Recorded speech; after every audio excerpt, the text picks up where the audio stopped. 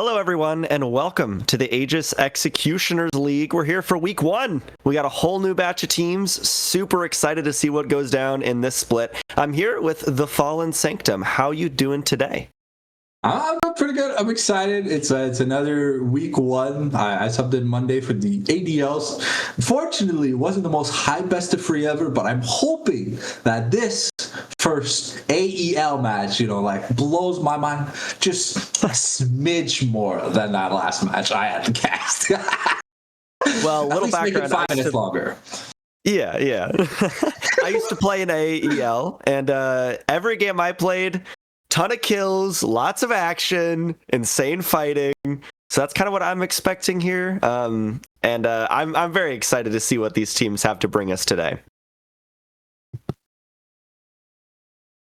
All right. Well, without further ado, I believe we were given the nod that the teams were ready. So let's go ahead and introduce them. We got Desperado Esports, the Sovereign. So we got the Drug Demon in top lane. We got Hesvin in the jungle. We got Hireable Chemist in the mid lane. We got the Demon and the Shiba in bot lane, respectively. And available for subs are Wind Trader and Ryoga. Yes, and I actually used to play for Desperado. But in terms of our opponents on the Rift today, we got DeathMark Esport. They got Bach in the top lane, Zeus in the jungle, Gamerdinger in the mid lane, Kiwi in the bot lane, and Sip Fornicarus in support. So I know I've seen some DeathMark squads in the Aegis leagues before, and they have performed pretty well on average when I've seen them play. So should be a pretty fun match today. Slight correction, though. I know it's atypical to say this, but it's Zeus. It's kind of like the way the LCK player is named. It's not the Greek god. Yeah. I don't know. I said it badly once on broadcast. I got slapped on the wrist. Yeah. All right, Zeus.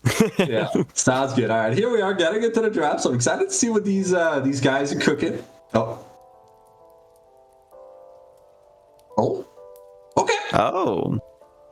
Interesting. So we just got word that Desperado is putting Ryoga as a sub for the top lane today. The Drunk Demon will not be playing. A little sad for me, my former teammate. I would have liked to see him play today, but that is what we're going with for the roster, at least for game number one. Who knows what will happen later on. But draft is started, so we got first ban here of Misfortune. And what are you expecting these teams to play? I know you don't know them too well, but tell us a little bit about the meta. So I used to cast for DME, back before I bad-mouthed the juggler right there, who's the co-owner of the org. Oh, wow. Things didn't go too well from there. But I used to cast DME Exodia, which were there, I want to say tier 2 or tier 1 sub-team before the current one that's playing or whatever this week. But what am I expecting? I'm expecting a lot of bot side heavy plays. I know that the Bach X guy really likes to play he's like the Hylissang at top lane, but in his own special way, he plays the game magically. He's got special picks, he's got special matchups, but he likes to be left alone, including his jungler not seeing him much. At least the last time I saw Bach play, that was the case. I don't know if it was with Zeus, but he played Singe. Okay, there was a lot of proxy farm. Interesting. Yeah. Okay, we're getting some interesting bands here. The Fizz, the Evelyn here from Desperado, and we got Vi, Nefiri, and Akali here from the side of DeathMark Esports. Yeah, I don't see a lot of bands like this too often. They must have some pocket picks that Desperado is scared of. But speaking of Desperado, they lock in Shyvana first pick. I know we've seen this a couple times, or at least I have in the LCS lately, but it doesn't seem to be too hot. So what do you make of that?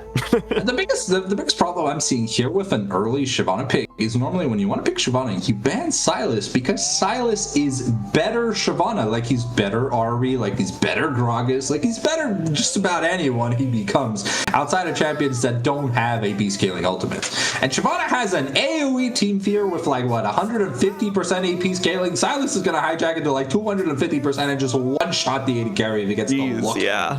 So the better Sylas, I don't know if this is Sylas jungle. This could be Sylas mid blind, which is very bad currently in the format. bad unless we're playing against like an Orianna or an Azir where you can just abuse the ultimate with the Abscond Abduct combo. But we have seen some Silas jungle, and in the latest patch notes, he did get a little bit of McLovin because he was pretty bad in the mid lane. But I like the Caitlyn here. We see the MF ban, so Caitlyn very oppressive, and there's no wombo combo AD carry to just pair with like a Rel or a Rakan to just start team fight. So I'm excited to see what we're getting because Hex Optics still, I think, first built item by crit carries by like at least 15% in Masters plus solo queue. I think it's like 72% built first on crit carries. And Caitlyn is definitely a champion who loves abusing 600 attack range. Yeah. Yep. And the other AD carry with a pretty long attack range, still not quite as good as Caitlyn, is the Ashe. So we see Thresh and Ashe picked up here for Desperado. Can be a strong bot lane. Obviously, we see the other common pairings with the Ashe, like the Seraphine or other ranged supports. So Thresh is a little bit of a mix-up here, but I do know a little bit about Shiba, and like I mentioned pre-broadcast, he does like to pick some weird stuff, so that might be where the Thresh is coming from. Though, to be fair, I think it would be smart to pick Seraphine into a Sylas, because then you'd be giving Sylas Seraphine ultimate and Seraphine ult chunks. So with Sylas's, roid up ultimate hijack, it wouldn't be that fun. I see here we've got the Rumble locked in. I'd love to see the Jarvan if we can get the microwave combo going. When you get people stuck in the Equalizer in the Cataclysm, it's always a lot of fun. So let's see here what the bans are going into round 2. Yeah, I'd be surprised if there wasn't a Jarvan ban. I'm kind of hoping that will be Desperado's second ban here, but they do ban the Singed, as you mentioned. Very special champion pool. I believe the Fizz is also a back X pick. Yeah, it's a top lane Fizz pick. It's not a mid lane Fizz pick. Interesting. I'm surprised to see a Malzahar ban.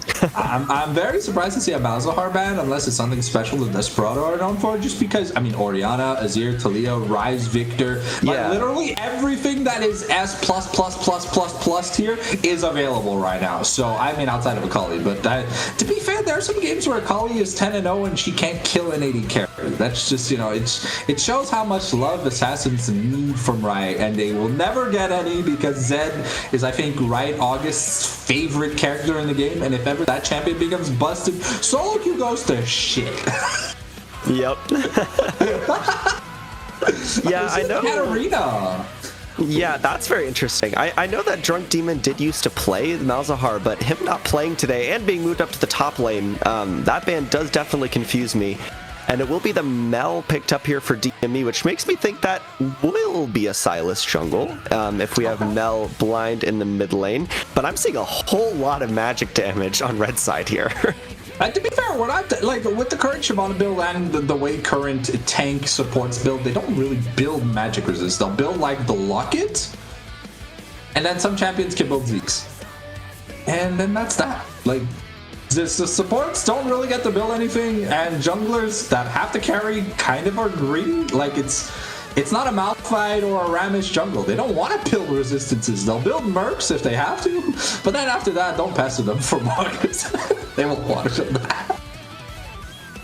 Yeah, as we will have someone who can build magic resistance, at least. The Cassante and the Ahri picked up here for Desperado.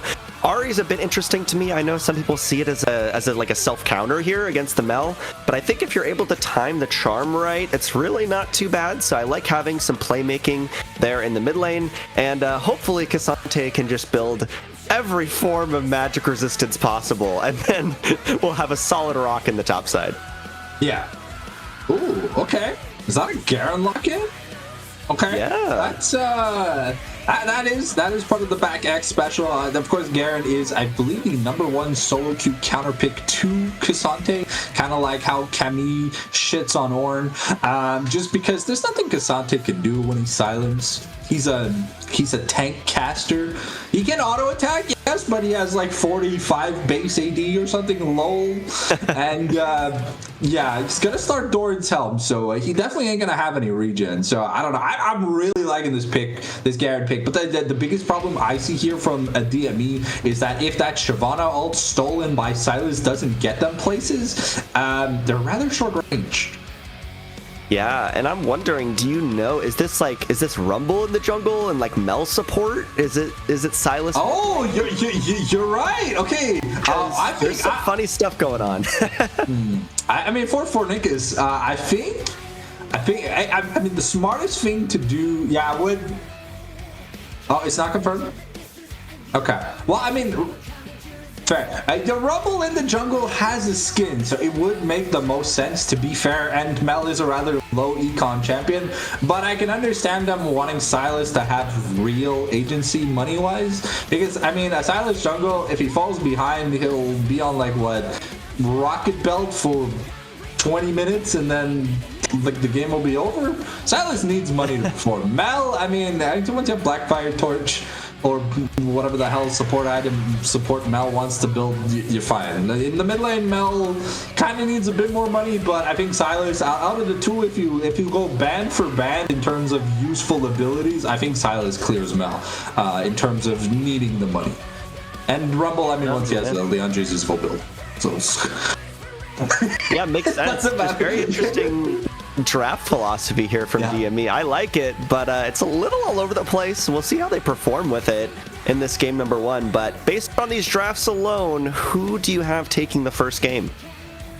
Hear me out. I'm gonna go with DME because, like, Garrett has a built-in Black Cleaver, right? So technically speaking, they don't even build Armor Shred for the Caitlyn to be able to take down this Cassante. And if they wait till he ults, then the Cassante is already gonna be like a piece of frozen fried chicken. So once the Cassante dies, there's no front line here for Desperado. So I'm looking for some fun, wacky engages. I want to see a Fog of War equalizer into the Marcia. You know, like it's just gotta be crazy. And then you get an ace in the hole saying, "Get down, Mr. President." So like that's all it's gotta be.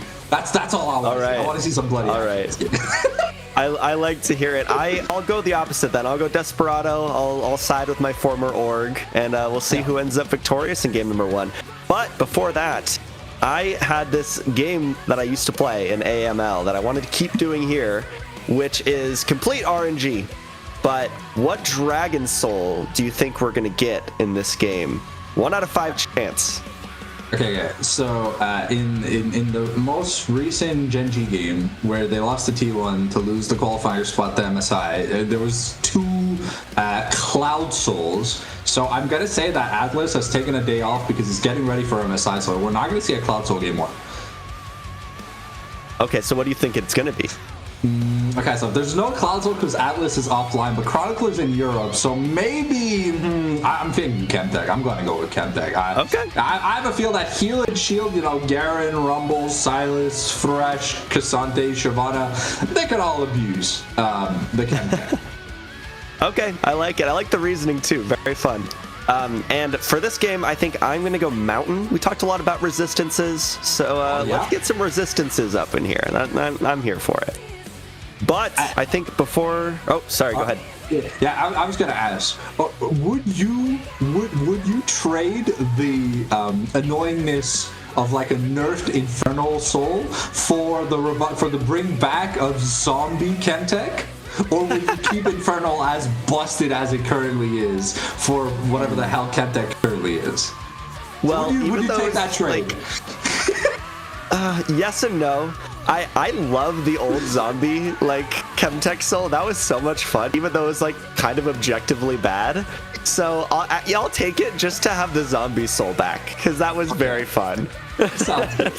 You're about to bring us in, I believe, or yeah. I think we're gonna go to a short break before we get into the first game here. So we'll see you on the Rift for AEL week number 1, game 1. See you there.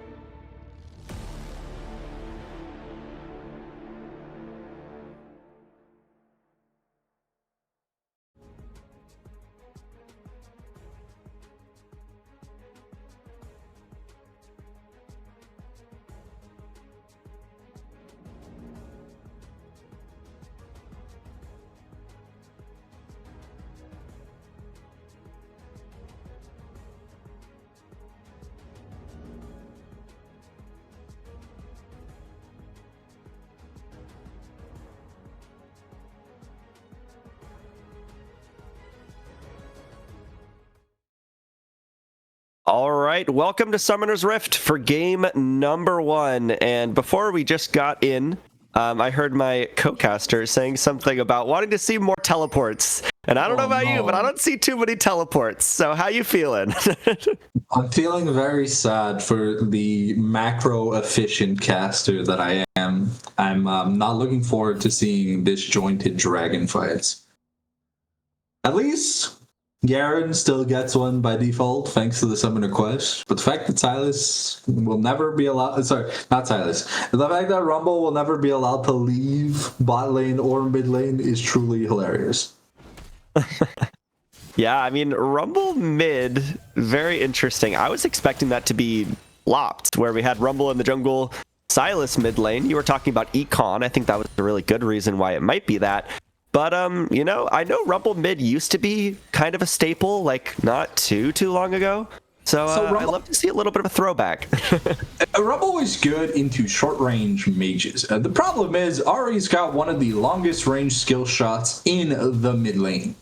She doesn't even have to be looking at you, and you're gonna get hit. Plus, that thing heals her. So, Rumble normally establishes lane dominance by being the very annoying melee champion with range poke. But he can't do that to someone with built-in sustain. So I'm excited to see how Gamerdinger is going to be able to establish lane priority, because so far I feel like it's going to be a struggle. Yeah, I mean, actually, so far, taking some pretty good traits here onto Hireable Chemist, which is very nice to see for DME. In the top lane, we already had some pretty heavy trading. You talked about this counter matchup a little bit, but why don't you run us through it one more time? Why is Garen a good pick here? So Garen here on paper, right, and this is the famous analytical on paper stats. And Garen's got a silence, right, and Cassante is what we call a caster style champion, and not that he cares about auto attacking. He's got a sheen on his passive or whatever, which is nice, but he really likes cycling abilities to pass that passive more often. And the only thing that casters can't do when they're silenced is cast abilities. So on paper, this is supposed to be an absolutely horrendous matchup. And also because when Cassante ults, he no longer gains the usefulness of his resistances, and Garen ult ignores Cassante's kit. Ooh, here we go. We actually have a flash in here. And the hook is reflected, so nice use of the reflect there from the Mel, as actually its Hess getting pretty dang low after trying to gank the bot side. Was a good attempt from Desperado, but they don't get anything from it. But look here in the river, flash forward from Zeus. Zeus will claim the second kill of the game here for DME. A nice solar snare on the Shiba. First blood earlier, nice. They get Shiba on the back end too. Hireable Chemist is here way too late. Can't do much here on the Ahri. Zeus? There it is. Kiwi picks up the next one. That is 4 kills for DME in 3 minutes. What an insane start to this game. Yeah, we had also missed a solo kill from Gamerdinger on Chemist in the mid lane. Yes. But yeah, I was also going to say, the thing that Fresh has to be wary with Mel is Mel kind of reverses skill shots. So when Fresh hooks Mel, he hooks himself into her. Yep. Not the opposite way around. It's not like the Blitzcrank phenomenon or Leona where it's actively a bad counter. It can truly backfire. So you really want to pay attention when you're hooking Mal, because if that Silas or Garen or Rumble are nearby, trouble brews ahead. Yeah, we actually have Zeus coming in here on the top side. Ryoga is Cassante, so shouldn't go down that easily here. But the chains do connect. There's the ignite and the spin. Flash out will keep Cassante alive, but it does cost that also important summoner spell. Yeah, the big difference that makes is that sometimes Cassante, if they can hit the level 6 before the Garen, they can probably find like a cheesy return kill or an equalizer to build back a little bit of pressure from the lost laning phase. But not having that flash means that Garen's gonna be able to like ult fade away, and Cassante's just gonna have to be there looking at him. I see Fornica's here picking up the solo turret plate. Very interesting decision. I mean, to be fair, the solar snares are going to be very key to the counter engaging possibilities that that DME want to establish. They don't have much actual engage except a YOLO Silas abscond, and yeah, I don't think you throw those out just randomly. But in the bot lane, we're seeing a better first buy here. It's Noon Quiver to just pickaxe. So I think Demon is gonna look to maybe get a bit of a better buy once he recalls. Oh, here's Zeus. But Zeus, yeah, in the bot lane once again, catches Shiba trying to ward, half healths the Thresh, and does maintain control over the river here. With the dragon up, I imagine it should be DME looking to pressure for this first objective here shortly. I think Fornicus might want to set up to pick up that Lost Chapter soon. It's a really, really big power spike for mages. Ooh, a nice dodge from the Pathfinder. Yeah, as bot lane, yeah, it's a little more even than I would have expected. I kind of expected DME's bot lane to have permanent priority. You know, you have a little bit of a range advantage, you have higher damage on the DME carries. But so far, it has been pretty back and forth with priority, which I think is pretty interesting. I think maybe with the fact that there was just an insanely big gank from the side of DME, they feel like they got to play a little bit on the back pedal just to not like get caught themselves in what they caught Desperado in recently. Let's see here if Ryoga can find back with that, but the Tofu is going to be dodged out of the way. So what I love here about the Doran's helm compared to the Doran shield, right, is the Garen works best the more health you're missing. So by having less health and more resistances, I know it's missing health, true damage scaled by missing health, but by having less total HP, Garen's ult technically does less damage. Yeah. Very weird quirk of that champion. Definitely has some strange interactions with items and stats and stuff. But it looks like that dragon is finally being taken up by Zeus on the minimap there. Hess is moving towards the bot side, but I think they're just unaware of the Silas in the dragon pit at the moment. And with DME's bot lane priority, I imagine that first objective will just go over to them. The biggest problem, right, is if Shyvana finds Silas alone in the river, right, and it's, oh, who's going to ult first? It's the whoever ults first loses fight, right? So, because you can buffer the first ult with the second ult. And once you get hit by that fear... Oh, yeah. Flash with the ignite as well. Ryoga goes down. Back X picks up the solo bolo in the top side. Nice use of the counter pick. Yeah, indeed, like we mentioned, you know, that flash being pretty crucial to the first all-out play Cassante looking to do without having access to it. Back notices it, had his ignite off cooldown, because of course ignite is like 100-second cooldown for some reason. And it just gets to use it again. He used it in the previous game too. So just always available, that damn thing. So my top laners really hate ignite. Yeah, I mean, whenever I take Ignite in topside, I just spam it, basically. Like, there's no reason not to.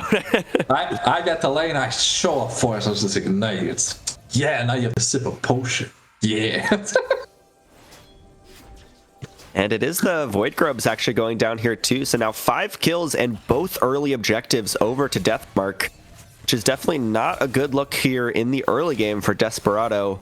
But now they kind of want to try and find a play of their own. But there's the Solar Snare, and there's the Reflect. Sheepa just can't find the engage. The Lantern also going to be missed. S just didn't grab it. It timed out. I think maybe something would have happened, but hey, you know, yeah, sometimes, you know, and like I said last game one, it's the Game 1 jitters. Desperado, they're setting us up to give us banger free game show. So we're looking to have a lot of fun here. Ooh. Oh, there's the hook actually landing that time, but now you don't have much backup, so nothing much comes from it there. But definitely a good hefty early gold lead here for DME, about 2,500. And yeah, they are definitely on the front foot here. I will say, looking at the seeding for the teams into AEL this split, I believe Desperado was one of the lowest seeded teams, and just in terms of points. And I think DME was towards the top. So if rank means anything, DME should definitely be the favored team in this game number 1. To be fair, this org is like a Chinese sweatshop, okay? And I'm not saying this without any hint of malice. Ooh, the crystal arrow in the bot lane. We're gonna find Fornicus. Yeah, but there's the reflect again. The hooks don't matter. Shiba in trouble? Flash just going down. Shiba gets eliminated. Zeus comes in on the side too, but it looks like Demon is able to walk away. With his flash. Yeah, Desperado's engaged. Is just turned on them. Yeah. I was going to say, DME, like a Chinese sweatshop, this org practices nonstop. There is I think one of the first rules in the Discord is if you are on a team, the no fun rule applies unless you've done X amount of team games this week. Oh, but looking for the invade of the jungle. Here's Zeus. Now actually gets hooked up, though. Now you're 1v3. Equalizer comes down on top. But there's the ultimate. There's the Dragon's Descent. Very nice. Does take down Zeus. Desperado can push forward a little bit. Only one of them having gone down so far. Here's the Charm. The Charm connects. Gamerdigger is in some danger right here. Has to flash out. Hook goes wide. Shiba barely manages to survive.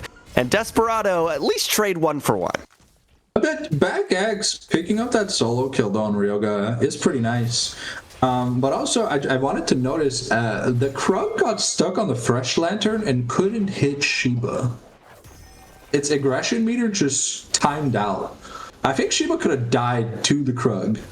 But the Krug was like, oh, shiny lantern, ooh, jingling keys. And it got stopped. It's a miracle. Even the Krugs are playing for Desperado today. Insane. Well, this is definitely not looking good for Desperado in the early game here. What do you think they need to do? Do they keep looking for picks? Do they wait for the team fights? How do they get back in this? So in the top lane, it's a pretty dead match. Oh, no time for that though, actually, as Demon lands an insane arrow. The lantern is taken this time. Gamerdigger, no flash from that previous play, will go down. Bounty over to Hireable Chemist. It's really good that Chemist gets the kill. He gets the reset on his bounty, which is bad for him if he does die more, but at least he gets a little bit of money. He was starting to really fall behind on Gamerdigger in terms of just value.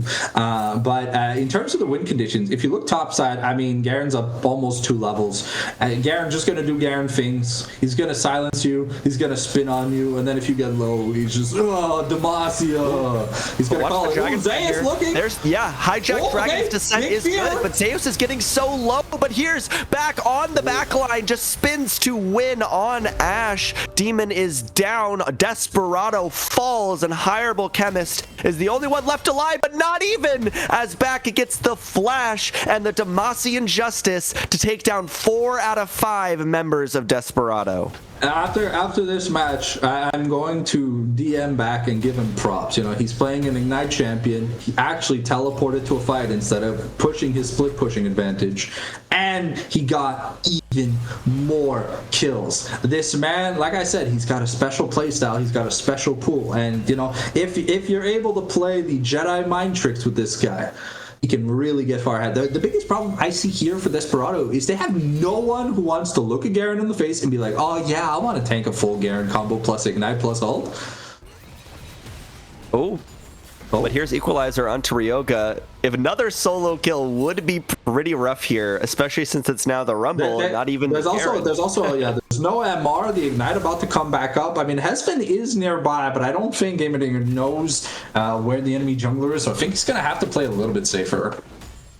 Yeah, well, now there's a little bit of downtime. I'll ask once again, how did Desperado come back in this one?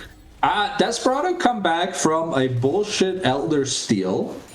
And then just have Shyvana get a 5-man stun, go blah, and then somehow Caitlyn dies first. That's my copium angle right there. Crazy copium, but you know, anything can happen. it is an Ocean Soul this game, so unfortunately we were both wrong. But I mean, on the bright side, the Ocean Soul, if Desperado are able to get it, could extend fights long enough to the point where the Garen and the Rumble's usefulness wears off in team fights. Because believe it or not, Desperado have pretty good guerrilla warfare team fight styles with the hit and run, the slows from the Ashe, the charms from the Ahri, the slows from Cassante and Thresh. You know, if they can pace themselves, they can do good. They have to survive the nuclear bomb that is DeathMark Esports' Garen Rumble combo. If they can do that, yeah, I think that's a pretty good win card. If they can't, well, I mean, game 2 is maybe 15 minutes away. Yeah, I think that their team fighting is going to be a little bit rough. In that last fight, we just saw Desperado eliminated. You know, Back got right on to Demon. But actually, no time for that. Looking on the side, nice fear onto Gamerdinger. Does not have the flashback available, so should just go down here on the side lane. It is Hess picking that kill up, so a little bit of hope there for Desperado in the side lane. I was going to say it's good that Shyvana now is picking up the money because she is starting to fall really far behind against the Sylas. And the big thing about Shyvana is feast or famine style of play. If you are too far behind, you have no items, you have no damage, you have no survivability, you are useless. Because remember, your tankiness comes from you being able to farm champions and objectives. And what's one thing that Desperado has not been able to do? Touch objectives. They're 0 for 4 on objectives right now. So Shyvana has gotten no juicy stats from any of those objective monsters. Yeah, definitely not a good place to be for Desperado here. I mean, they even lose the mid tower there, and that in of itself is so important for just trying to stall, trying to keep waves alive, trying to prep objectives. But it is Ryoga now, maybe with a little bit of revenge here prepping. But that silence! That silence! The all out silence is very, very crucial there, and I think Back will just be able to walk away. So well played from Ryoga, but Back does manage to just walk it off. You see, look, Garen built war mods. Somehow. Oh wait, never mind, that's Garen passive. Garen passive OP. Yeah, a fun fact, I think starting at level 11, Garen passive doesn't get turned off by minions anymore. Oh wow. Yeah, it's champions and epics, I believe, at 11, and at 16, I believe it's just champions. And it scales really well, even though, like, he's not building much HP because he's going the YOLO crit Garen build that's gonna, I want to say, finish Phantom Dancer into Mortal Reminder because there's a lot of healing sources. And then, I don't know what he'll build. He can build IE for all we care in terms of his last item. Yeah, Garen's just a champion that if you don't like Olaf, like Mundo, like a lot of other champions, if you don't have someone on the team able to stop him, then he's gonna say that line. I want to say it's from Dodgeball. I don't correct me if I'm wrong, but it's who's gonna stop me. And right now, I don't know how to answer that question. Though we are seeing a little bit of the low damage build here from Hireable Chemist. I think we are going. I think this is Lichbane second. It could be Lichbane. Could be Lichbane. Could be what's that item? It's a hat. Cosmic Drive. If it's Cosmic Drive, Ari, I'm really worried about the potential damage output for Desperado because Shyvana went AD. So if there's no magic damage, then there's no need to build MR. Yeah. As Back just completely running the top lane matchup still, pretty much here. Although Ryoga does trade back pretty nicely. As Desperado trying to hold down the bot lane. There's the reflected into the solar snare. Shiba just deleted. Dragon's Descent onto the back line is good, but Kiwi is not even taking that much damage. Hess doesn't do enough. Stolen Dragon's Descent does way more than Hess could ever dream of. Teleport is coming in here, so here's your front line, but I think it's just too little too late. Ryoga getting burned down himself, has to walk it off, and Desperado just lose 2 members for free. Some beautiful Caitlyn traps here by Kiwi, really making sure that even if Ryoga wanted to do something, he had to risk just dying to try and go one for X. And Yeah, I'll be honest. It's almost a 10,000 gold lead here at the 20-minute mark, and I mean, unless DME are fanatic, but in Quebec, I really don't see how the throw manages to happen. Like I said, you need some kind of insane Baron or Elder Dragon throw at a team fight. But the thing is, DME have all their turrets. It would take at least two Elders. Oh, here we have a replay. The death sentence reflected, pulling back in Shiba. And you see, Hesbin gets a nice fear onto Kiwi, but there's no one there. Yep, I didn't even realize, but actually exhausted by Mel as well on that play. So Hes just had no chance to try and do any damage on the backline there. So Desperado...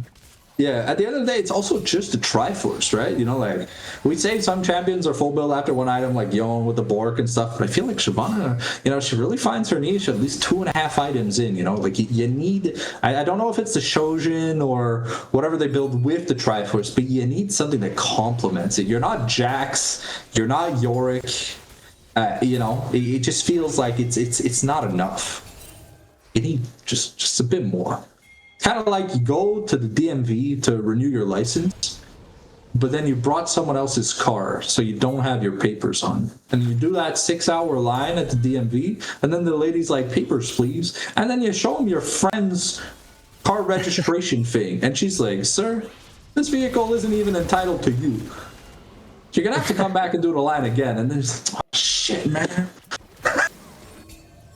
I love the analogy. I could feel the frustration in that scenario. I feel that's how Hesman is feeling this game. You know, we gave him priority pick. He picked his comfort Shyvana, I guess. I don't know if it's a comfort pick for him. That instantly countered by Silas, and at every objective, Silas is like, oh, I dare you to do something.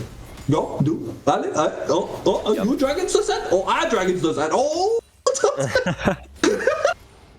And speaking of objectives, we have probably the most important one on the map here now. Baron has been alive for a couple minutes, and DME are looking that way. So Ignite actually coming out here on the bot side as well, back trying to put the pressure on to make space for Baron, as it looks like DME is starting it up. That is what we call an aura farming Ignite. It's like, I'm stronger than you, and I know you can't do shit. So even there, he takes turret shots because his passive for healing is better than Ryoga has access to. So a free Baron going over. We tried to take some plates with Demon. Unfortunately, not going to be able to. So now we're looking at an almost 12,000 gold lead.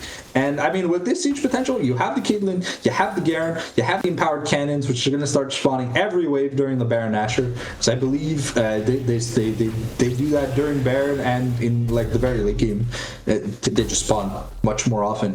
But yeah, this Caitlyn is almost 3 items, 405, unthreatened all game, only hit once by like a skill shot. And other than that, I don't really see any actual damage on the enemy team to kill this Caitlyn. Like, one-on-one, ban for ban, there's no damage. Yeah, I mean, I think the problem here is Desperado have a pick comp. Like, they don't have extended damage in team fights besides, like, Shyvana if she gets ahead. So, like, what they really have to do is try to find someone with the charm, with the death sentence. But, you know, you have a Mel on the other side, and Mel can just face tank it. But, oh my god, look at that damage! Back just completely deletes Hess after the face check. Zeus, very confident just to walk up now. Does get chunked, though. But Dragon's Descent onto the backline of Desperado. Shiba, nice flash, gets the hook under the tower. Locket will keep Thresh alive. His back does take some tower shots, but Equalizer over the top will burn down Shiba on the backline. Ryoga goes down on the front line. There's only the 2 main carries left from Desperado, and they are looking down the whole team of DME, and this is not looking good for game number 1. But actually, Charm does connect. Nice shutdown for the Chemist in the mid lane. Zeus goes a little bit too far, and now DME might have to walk away with just an inhibitor. Inhibitor plus Elder, Ocean Dragon would be pretty nice. I don't know if the Shyvana can defend this, given that there's the Caitlyn line. But a fun fact here about the Garen Ultimate, if you have built more than 500 bonus HP and you're at 40% health, the Garen ult is almost guaranteed at like I think a 97.5% chance to kill you. And that's exactly what we saw when Back walked into the bush, found a very vulnerable Shyvana just trying to clear some fish. And, like the contents of Toy Story 3, history will repeat itself if you don't do something about it. Yeah, and I mean, Desperado are trying their best to do something about it, but I mean, look at their jungle. Like, they only have control over the spot that Shiba just cleared with the control ward. Like, they can't really do much at this point in the game. It is now a 12,000 gold lead for DME, and they're about to claim the Ocean Soul, and I imagine here soon claim the game. I mean, Silence with an Ocean Soul, you know, he presses Kingmaker, whatever, at like 40%, whip the Ocean Soul healing plus the missing health healing from the Kingslayer. If he had that Riftmaker finish, he'd probably heal about 70% of his max health of single W. Which is a little bit stupid, but... Oh, okay, maybe. This is the miracle play. They need the money, but they gotta land skill shots. Yeah, but Back just does so much damage. Hess manages to flash away, so they might actually get the kill. There's Chemist with another shutdown, but look at their base. The rest of DME is moving in, and they used so many important abilities for that pick. Yeah. Also, keep in mind now, if Hesvin gets their ult again, they won't have flash. So it's a really good play. Chemist picks up a decent amount of money, but I think they invest way too much.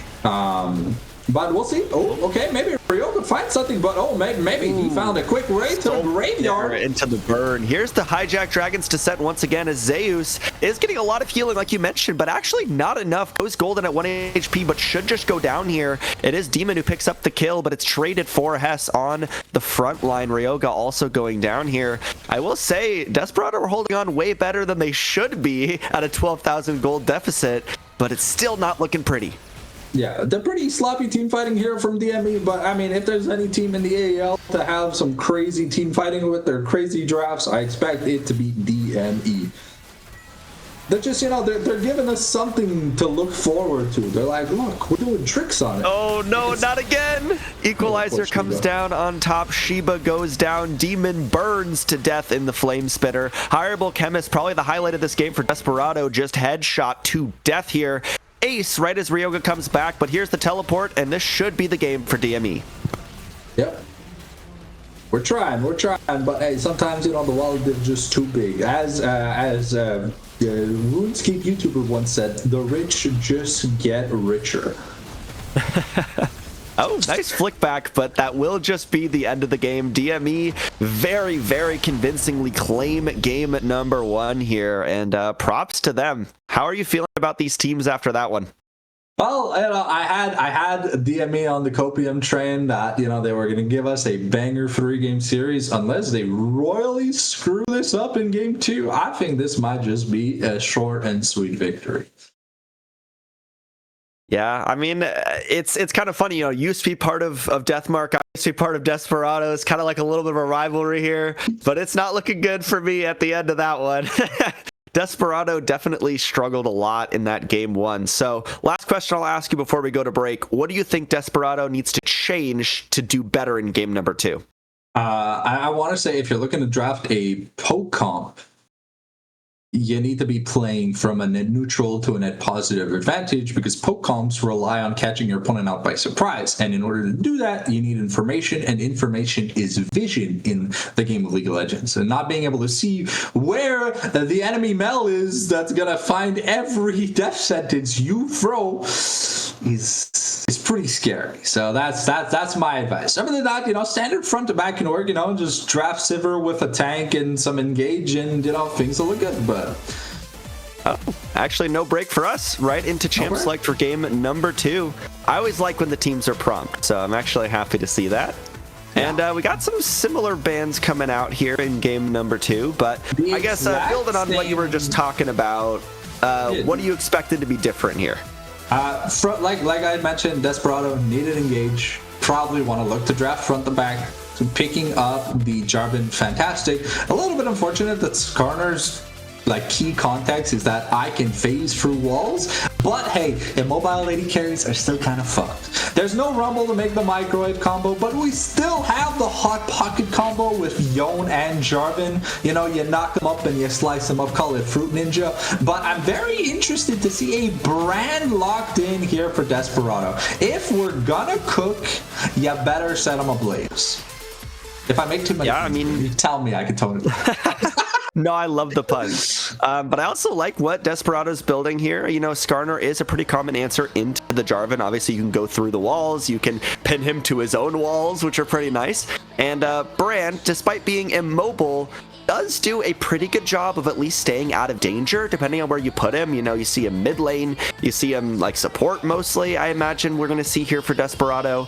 And I think he can do a good job here of at least getting some more damage down, which they were definitely lacking last game. Yeah, so seeing the Seraphine lock-in, if that brand was supposed to be a flex for support, I'm really glad that now it's not and we're getting the Rel, because like you see a champion like Seraphine who has the most annoying shields ever because she's got double cast for 2 red and a colorless mana. And yeah, putting the brand in the mid lane, you know, like he builds like what, a Leandries and a what is it, a Rylai's Crystal Scepter, that's like 700 effective HP.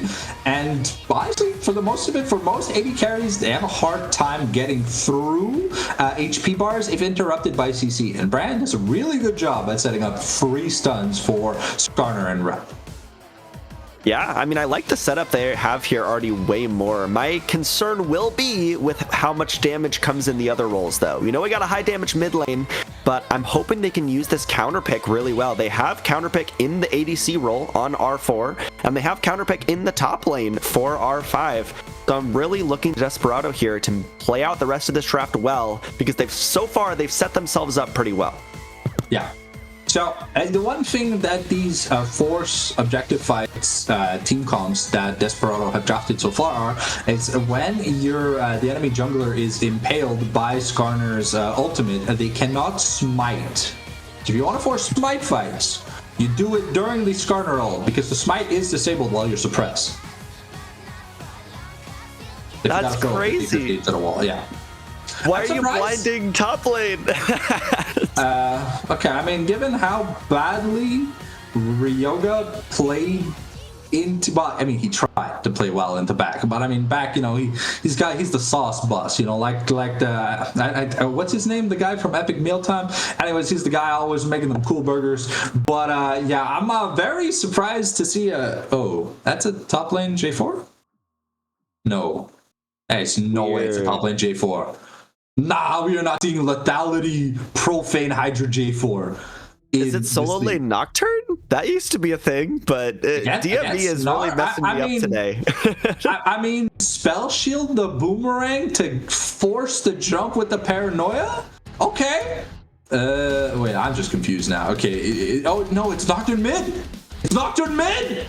It's mid Nocturne. Must be. Rumble mid, then Nocturne mid. Something's cooking over the DME kitchen. to be fair, Nocturne, the dust. I think it's the Dust Bringer, the Q. It's a really good clear in the minion wave. Plus, you can stop whatever stun Brand has by just spell shielding, because the Blaze passive will not proc the spell shield. But I'm seeing a Malzahar. What the hell am I looking at? Brand bot lane? Mage bot lane? Brand Malzahar? No. Brand. No, it has to. Brand. Oh, this is Firefighter Brand 80 carry. I've seen this shit in Arena, but I mean, it's from Challenger OTPs that play Arena 24/7. Like these people legit do not sleep. So, but we've seen a kind of like weird Gunblade style Arena build for Brand, like where he's like part AD. Because his auto attack animation is pretty fast. So yeah, if we are cooking and we are using the Challenger European Arena builds, I'm excited because Jinx is a champion that needs refreshes. And the thing that Jinx does not do well is handle crowd control. The thing that Desperado have drafted is 5 pieces of heavy uninteractable CC. So, I like this. Yeah, I mean, very interesting. We've gotten some very fun drafts in this first series. That's to say the least. My main concern is seeing 2 immobile carries for Desperado and a Malphite and Jarvan on the other side. So that is definitely scary if I'm Desperado here. But like you said, I do think they have a lot more tools this time to actually put the game in their own hands. And that I really, really do like. So who do you have taking this one? Is it over or are we going to game 3? Oh, J4 mid? So Nocturne, wait, no, so Nocturne jungle, Malphite top, right? Okay. Interesting. So we have just gotten word. It is the Prince of Demacia in the mid lane. So,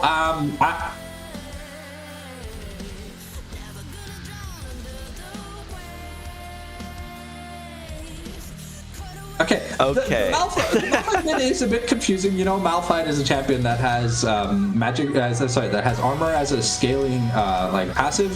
But I mean, if he plays against Malzahar, maybe it won't be that bad. That you can thunderclap the minions away to like one-shot them, so Malzahar has trouble clearing the wave. Other than that, I'm just a little bit confused. But hey, anyways, I'm expecting this series to give us cooking, and so far they've burnt water twice. something smoking in the kitchen. I don't like the smell. All right. Speaking of, if you guys are excited to be watching games like this, they are definitely only doable because of our lovely sponsors over here at DeathMark, and I'll let my boy Boss Kitty do the ad read. Yes, we love Zen Market, and they are your one-stop solution for buying products directly from Japan. They'll help you buy items from over 10,000 shops in Japan, as well as place bids on auctions on your behalf. They'll even consolidate all the items you buy safely into one box and can ship internationally. They provide excellent customer service in 19 languages, which is why Zen Market is trusted by over 2 million users worldwide. Check the panel below the stream or click the link in chat now to try them out. If you sign up with promo code Aegis, AEGIS, you'll receive 3,000 yen off your first international shipping fee. Thank you very much to Zen Market.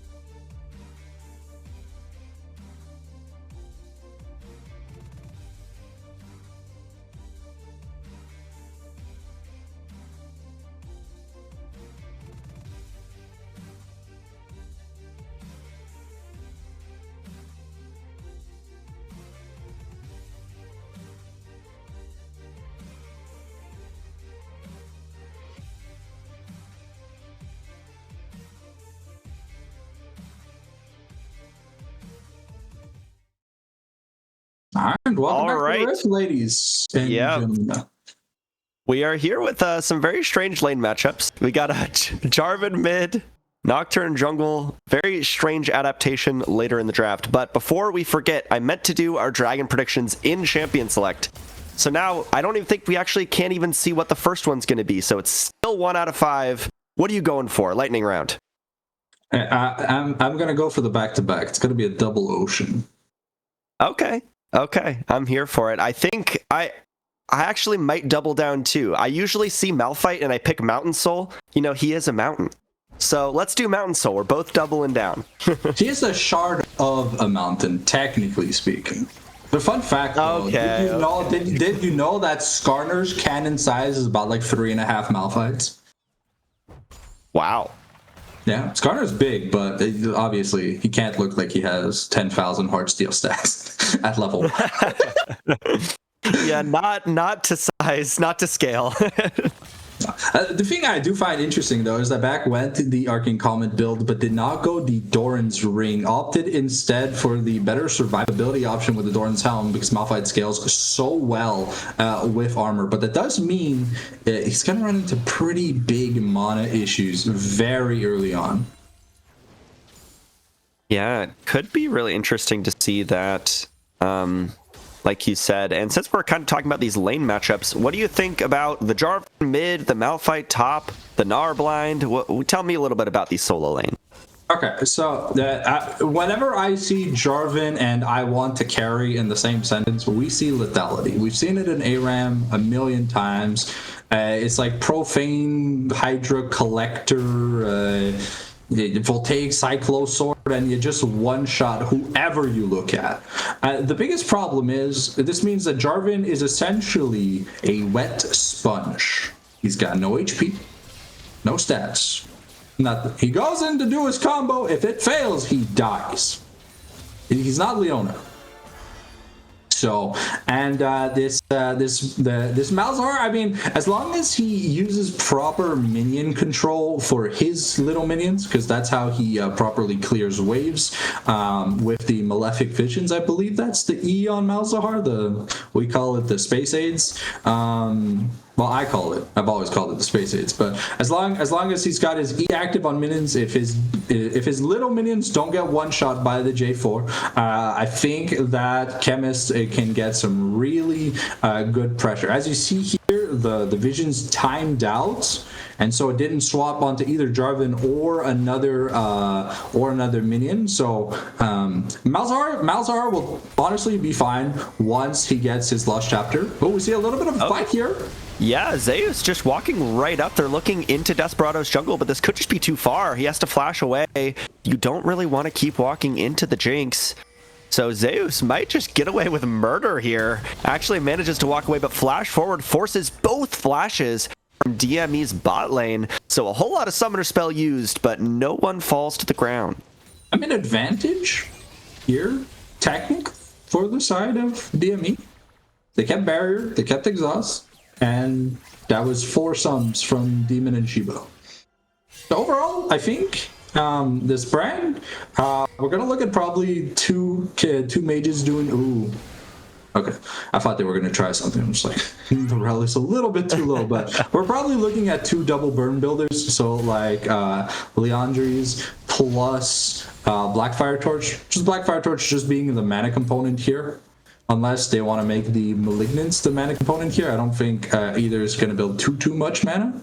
And just to be able to like push the wave and have a little bit of poke pressure. But yeah, we see the Faded Ashes already coming in, so we'll see which route the brand decides to go. But the thing that's important here to note is that this DME comp, we already see the lethality, this rated dirt here on the J4, so it is indeed going to be a RAM J4. Also known as the Tooth Fairy, because every time he hits you, you're going to lose a tooth. Hot forward okay. The Ignite. Coming down. Back just finds, the healing. Not quite yet. Waiting for another Seismic Shard just to get it done, I think. There it is. Another solo kill for the DME top laner.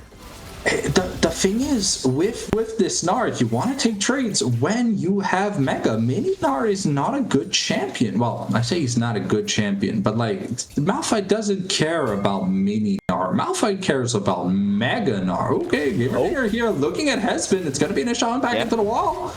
It's DME just walking right into Desperado's jungle once again. Gamerdinger does have the flash, but you're kind of stuck. Gets the knock up, a lot of damage onto Demon. Has to flash over the wall as Zeus walking back up as well. Desperado once again almost catch someone, but don't get it done.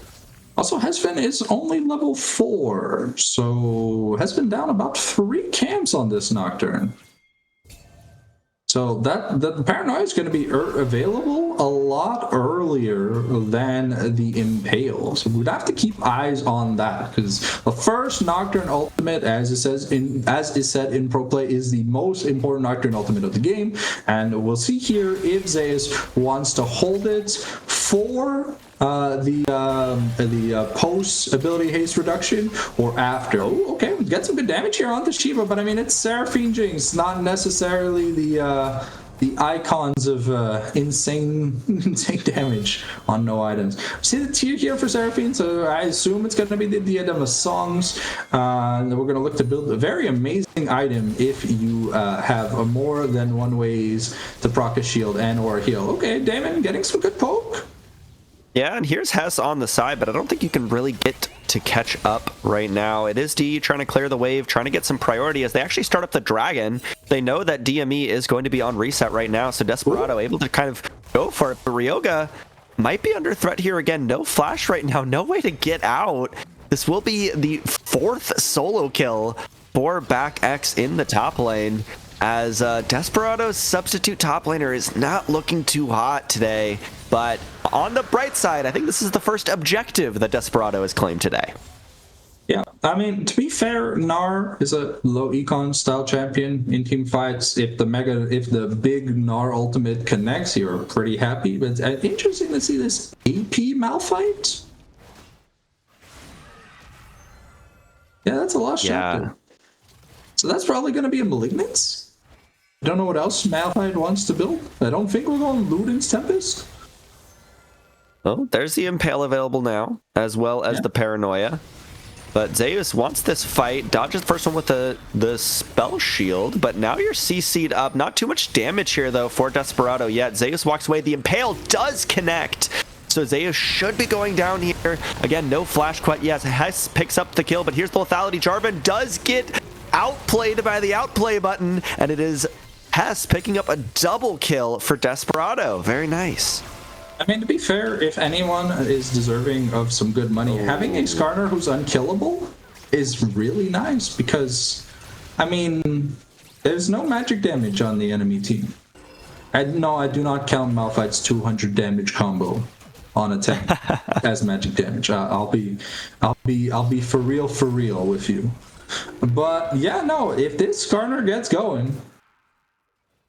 And I mean, there's a lot of melee champions, so there could be an argument for Heartsteel, but I think it's just gonna be what's that item called? Unending Despair? No, because Despair is, what do you make it out of? It's a Kindle Gem and a Chain Vest, and combined cost of 1,200. So I don't know what he's going for. Could be Heartsteel. Gold in his pocket. So, he has a lot of options. He is the Jeff Bezos of junglers right now. As Desperado's bot side trying to pick it back up. Demon did die under the tower, unfortunately, while Shiba was roaming. But, you know, like you said, once Brand gets that item, gets the burning going, it will still be very, very useful in team fights. And it's funny that you mentioned that, you know, DME pretty much only have physical damage. Well, Desperado pretty much only have magical damage. You know, you're looking at Ryoga for dealing that physical damage, but being 0-2 and pretty behind so far on the Gnar is not a good look if you are the solo AD threat on the team. So will kind of be the battle of resistances once again here for game number 2. However, the big difference is there's no Leandries for physical damage. That's true. You can have a very bad excuse to build double Leandries, double BFT, and you'll not notice much of a difference if you're lacking physical damage. Because percent health damage is very, very strong.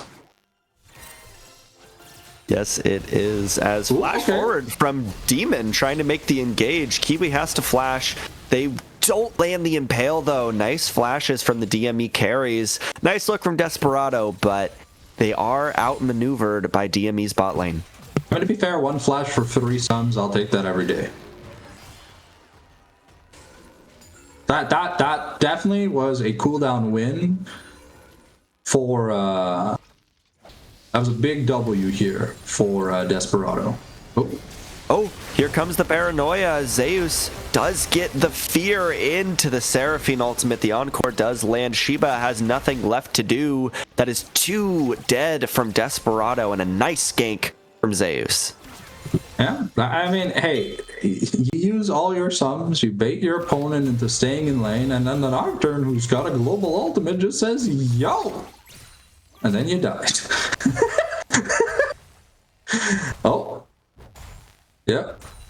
Some really good layering here, using the Encore to extend to capture the Brand, make sure that Zeus picks up a kill, even donating a kill over to Kiwi for his efforts with the Chompers. Some good teamwork. Can we see Hex Optics once again built? I mean, that item has max damage, by the way, at basic attack range for all lady carries that can build it outside of Vayne. Wow.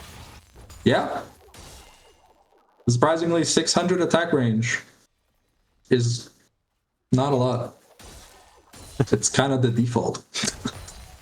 Yeah, but 2 kills is a lot to have on a Jinx this early in the game. You know, you think of Jinx as getting 2-3 items and then taking over team fights, but if you're accelerated, it can be really scary. As soon as one person goes down, you're just firing rockets. As here's the Unstoppable Force onto Ryoga. It already does so much damage, but Gamerdigger actually missed the combo over the wall, so it's Ryoga who turns it, gets the 1v1 solo kill, knocking back into the tower, and keeps his flash. That's golf clap worthy performance. Let's see here if he can survive. Flashes away, doesn't have the skippity hop, and does die to Gamerdinger at the end of the day. 1 for 1, but I mean, good shutdown here for Ryoga. Definitely needed a little bit of that money in the bank. You're gonna need to do a little bit more. They got some stuff done, but I think this dragon could be going over here, and it is a Mountain Soulless game, so you were correct on your prediction. Woo! First victory week 1. That feels good. Yeah, but you see here that you notice there's a black cleaver, and so far there's no armor outside a cloth vest built for DME. So it does mean that for team fights, if they do build much armor, if anything, it'll be shreddable. So I'd say even the copium angle for Desperado is there. They're also only down 2k gold. And if all the money is on the Jinx, I'll be honest, if you kill the Jinx, what happens? You win, right? Yeah. Yeah. I mean, they have no way to reach that Jinx, but if they find it, maybe, you know, like the NA Hopium tank can be filled up. Exactly. And I mean, you know, you're talking about Jinx kind of being the main carry here, and I think that's definitely true.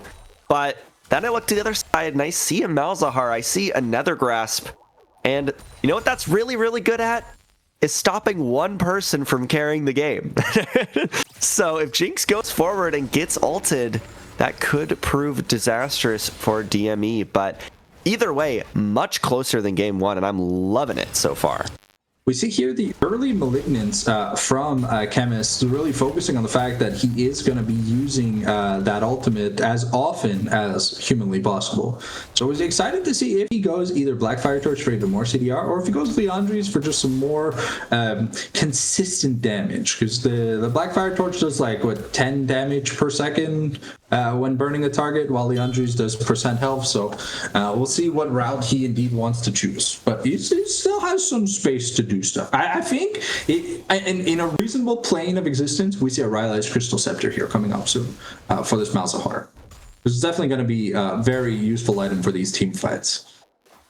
Because while they have a great way to go in, they don't have a great way to come out. And if they're perma slow... Here's Hess. The Unstoppable Force is available, but actually used to engage as Paranoia comes in for the backup for DME. Here's the teleport from Chemist as well. Hess is trying to keep fighting, is very tanky, but Chemist has to flash away immediately, gets caught in the Cataclysm. Nethergrasp does trade one back, but that is pretty much all Desperado gets, but Hess is still fighting. This Skarner is so strong. The Scorpion remains supreme as Desperado actually turned the play 2 for 3.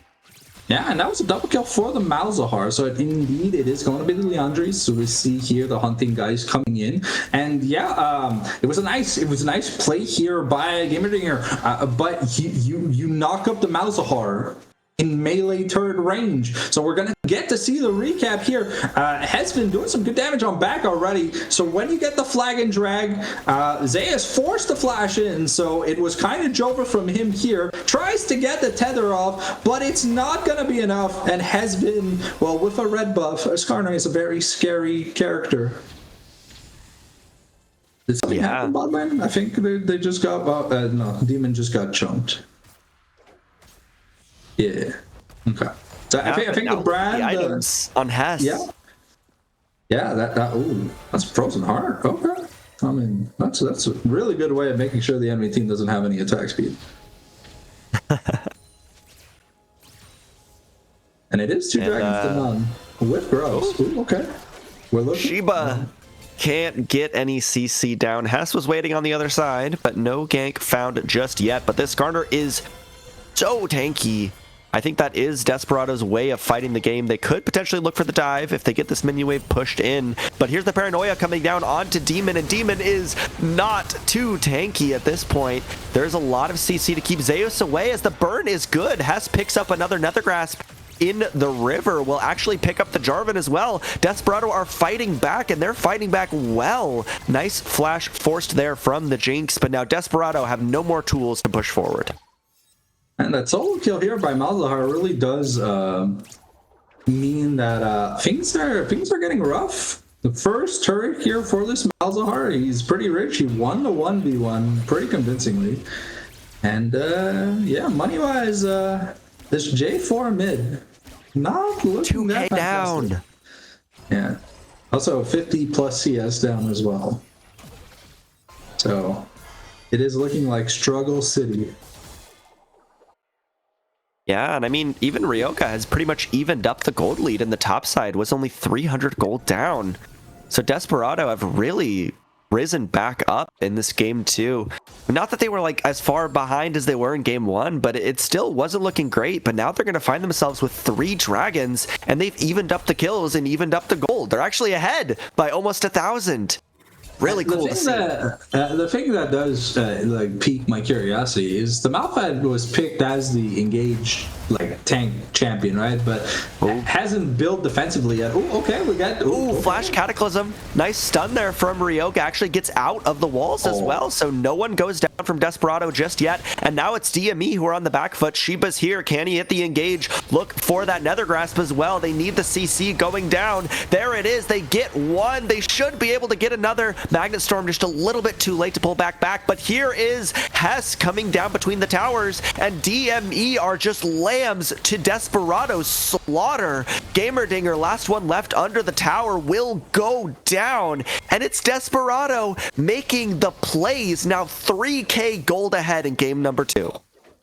Yeah, it's a nice play here, though, by DME to be able to push that turret, pick up maybe some plates for the bot inner, you know, try and salvage something. But yeah, no, what looked like an okay start by DME ended up being a 3-man stun by Ryoga.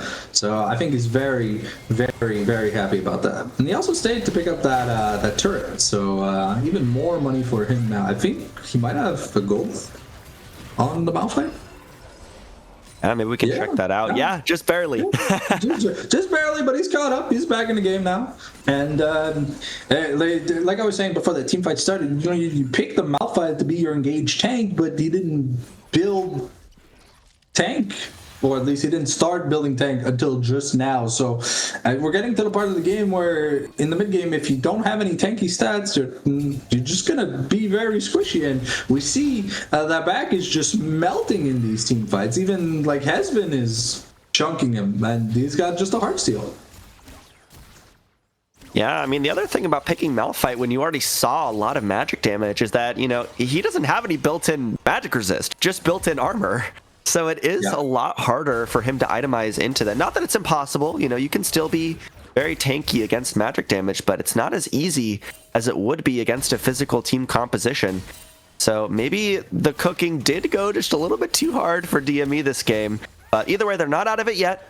Just about 3k gold down. But, you know, Desperado are on sole point here at 20 minutes. That's a very good look for them. As Shiba might just be caught here, gets the encore. Ooh, right onto Demon on the back line. That is just a wipe of the bot lane for Desperado as DME find their engage.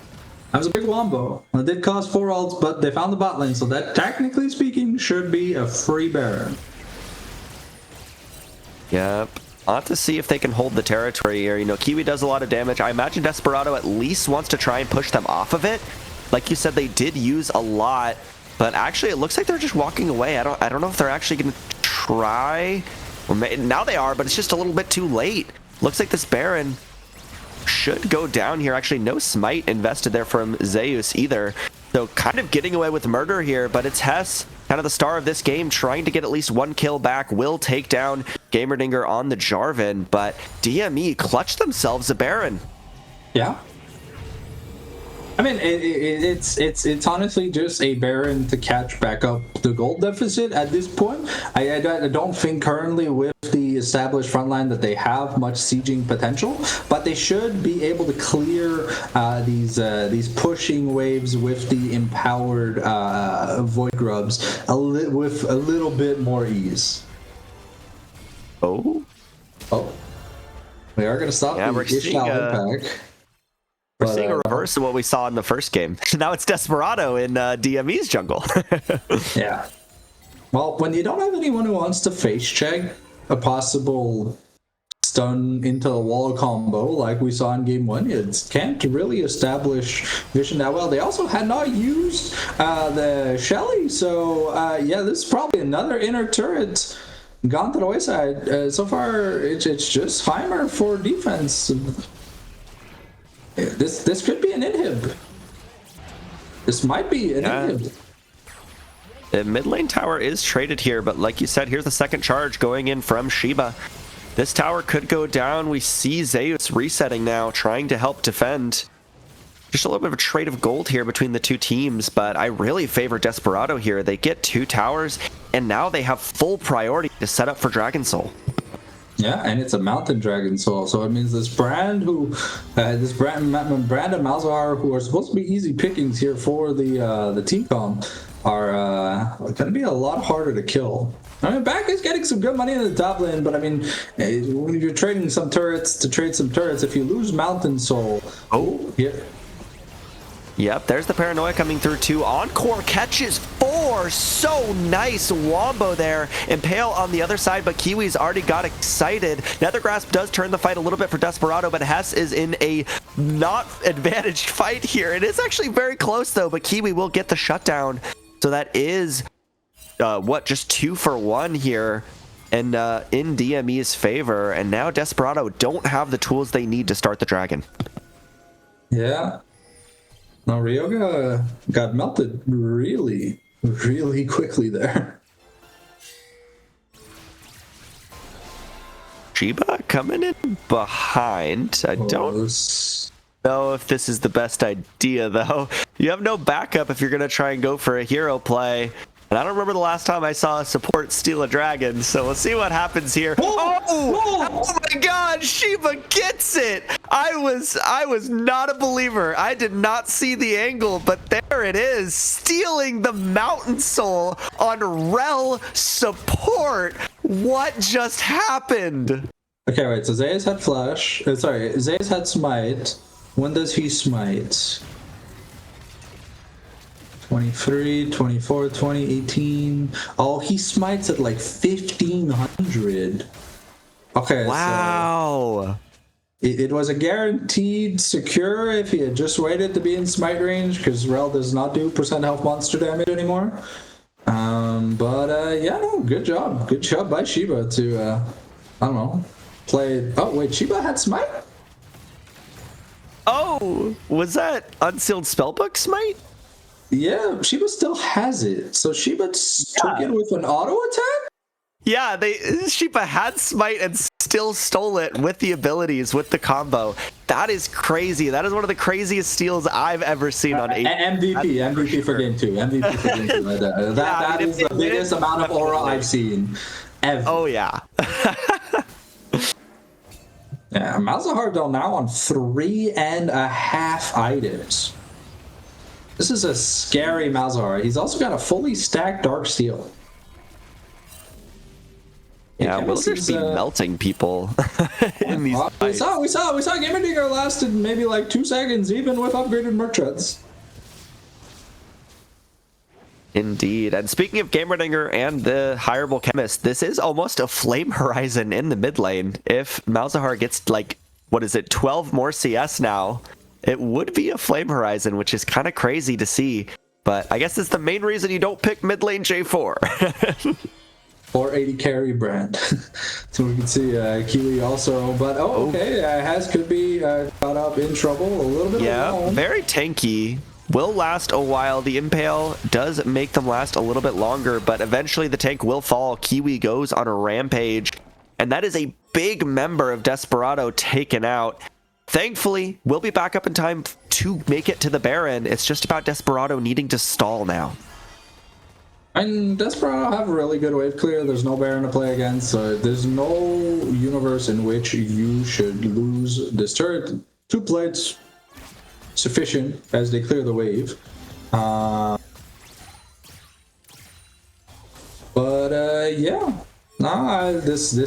This Baron could decide a lot, and I think the game might be decided on Elder, if anything, because that bot lane for DME is open.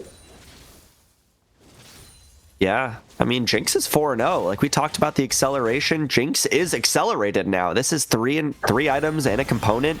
You know, you're 3K gold ahead of the individual member. Yeah, 4K gold ahead. Sorry, excuse me. That is crazy on the Brand. And Brand doesn't need that much gold to do a lot of damage, but that is a big discrepancy between these carries. Yeah, still has about 2K gold to spend, so I think Kiwi really wants to take it back, but with Baron being up, you can't really risk it. Okay, Fornicus here might Eva goes for it. Nice Magnet Storm. The Encore does catch onto the Malzahar, so look onto the backline there, but it is Demon just going down to Zeus, and Desperado definitely are not advantaged in this fight anymore. Hess trying to get something done, but you just fought without your top laner. Gnar is still in base. This is at least 3 members of Desperado going down here as Sheba tries to make it back to the tower desperately, but it is only jungle top surviving here for Desperado. Yeah, a little bit curious there. Ryoga had teleport, but maybe really wanted the item back, but are we continuing the chase? No, it doesn't look like it. Zay's just getting really low, though. Yep, they're trying to go for the Baron. Ryoga's trying to clear vision. Zeus getting very low. So if Hess comes over, they could try and look for a steal, but this should just be the second Baron for DME. Yeah, that's rough. That was close, but yeah, no, I think Desperado have got this game in the bag if they, Malzahar has not had any peel this game though, so he's been focus number 1 in team fights. And I think if Malzahar can live more than 5 seconds, I think Desperado can win a fight. I mean, Elder here up in a minute. Definitely Malzahar with Elder. Malzahar and Brand with Elder is definitely a very scary moment. Who has been looking for a play? Oh. Okay, Kiwi. Looking onto Kiwi. Got the Impale, actually, so if they're able to take down this Jinx, it could be pretty huge. Here's the Encore, though. Zeus goes on to Demon once again. Demon goes down. That is a crucial target, but now you are fighting with your Gnar. Ryoga does get the Mega, get the Gnar ultimate, actually gets on to Kiwi, so Kiwi under a lot of threat here. Double kill for Ryoga, and it's Desperado pulling it back after they just lost a team fight. Demon did the only thing he had to do was throw out his ult. The Rylai's was enough to slow the team fight down. See here, Demon throws it out on the Nocturne, which is enough to, with Ryoga's help, to chunk and kill this Nocturne. So I end up going 1-for-1 here, and then, well, just because the Nocturne's gone and Kiwi can't auto-attack while getting run down, that's just the end of the team fight. So we take an inhib, we take Elder, and yeah. Yeah, now I'm just worried about the overstay here. They should be able to take it, but Nocturne is back up. Doesn't have the paranoia, but they don't know that. I mean, Shiba has smite. Yeah, they do have double smites. So hopefully Shiba and there's also no vision in the pit. Oh. Yeah. But they did come rushing here. Yeah. Now this is really a flip. Desperado are out of a lot of tools, so this fight will be hard. Really hope they can just claim the Elder Dragon. That's kind of the only way they stand a chance here. There's the first smite. Here's the paranoia, and there's the second, actually. Desperado does claim it, but can they win the team fight? Double kill for Kiwi. The Impale doesn't matter. Elder Dragon doesn't matter, as it is a quadra kill for Kiwi on the Jinx, and perhaps the end of the game. What was that? A 9-man encore? It was an encore that hit the entire game. Well, let's look at that, because I think Fornica's at the game-winning play here. Look at how beautiful that encore was. Oh, it found everybody. Yeah, there was no getting out of that. Yeah, and without being able to focus the Jinx, and the second Jinx gets the takedown, she's the best champion in the game. And I don't know if it's enough. I think it should be enough for the inhib. I don't know if it's enough to end the game, but we'll find out in a second. It's got the triple Jinx buff. Yeah, Jinx is excited, so this is really Desperado's chance to take a stand, but DME look to be walking away. They do have the minions in their base to take care of, as Gamerdinger went back to clear that one, and Desperado do have another chance to fight here. But that was not inspiring much faith in that last team fight. I believe if Demon can get a spell rotation off in a team fight, I think things are winnable. But this man has been dying before landing more than one spell, which has been hurting his team. Definitely. You are so much of the team's damage as Brand. Just like as a champion, you deal damage, even without items. So you really want to have that value, but it's been Zeus, it's been back doing so much work to threaten the backline, and you can definitely see it paying off here in game number 2. Jinx even going for... Oh, Flash. Unstoppable Force has to be invested, so that's a very, very crucial cooldown used from DME. Yeah. I mean, to be fair, though, with the Malignants and level 18, it'll be back in no time. So, not the biggest catch. Would have been a huge catch if they managed to also burn the Malphite Flash, but the Malphite Flash wasn't even off cooldown. So we'll see here. We've got Baron in a minute 30. The important cooldown will be back up.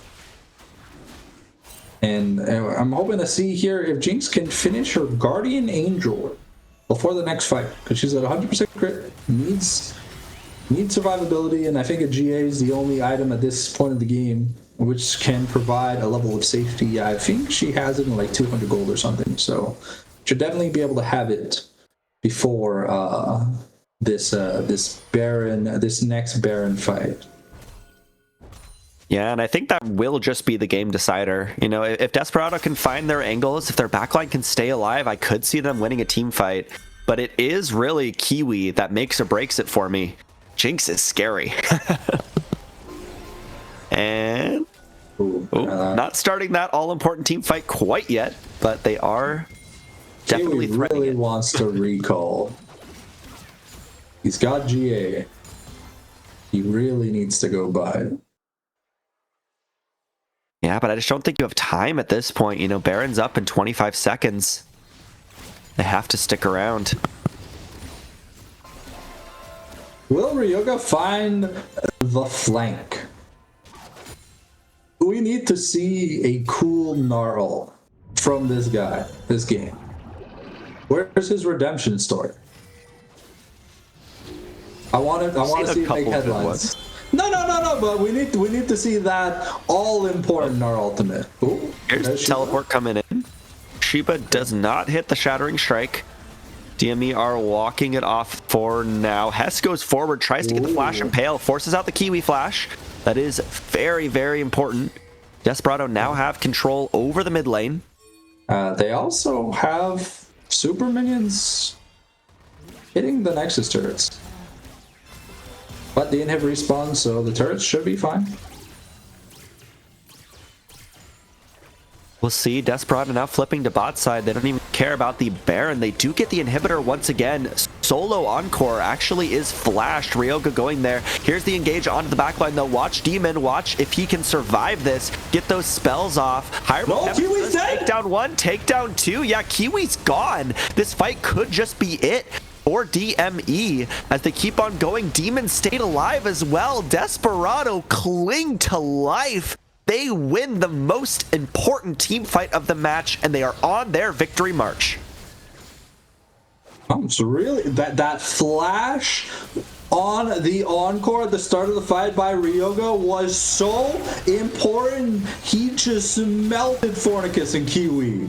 He was able to stay alive. The Jinx had to focus on killing Chemist, so Jinx couldn't focus Ryoga, and therefore Kiwi was able to be taken down. And ladies and gentlemen, we've got a game 3. We've got a game 3. We do. It seems my curse continues. We'll see if it bleeds over and we have 3 games all the time, but I'm always happy to see it. And I'm happy that Desperado pulled it back because that was not the best showing they showed in game number 1. But here in game 2, they did a lot of really, really good stuff that I was very happy to see for them.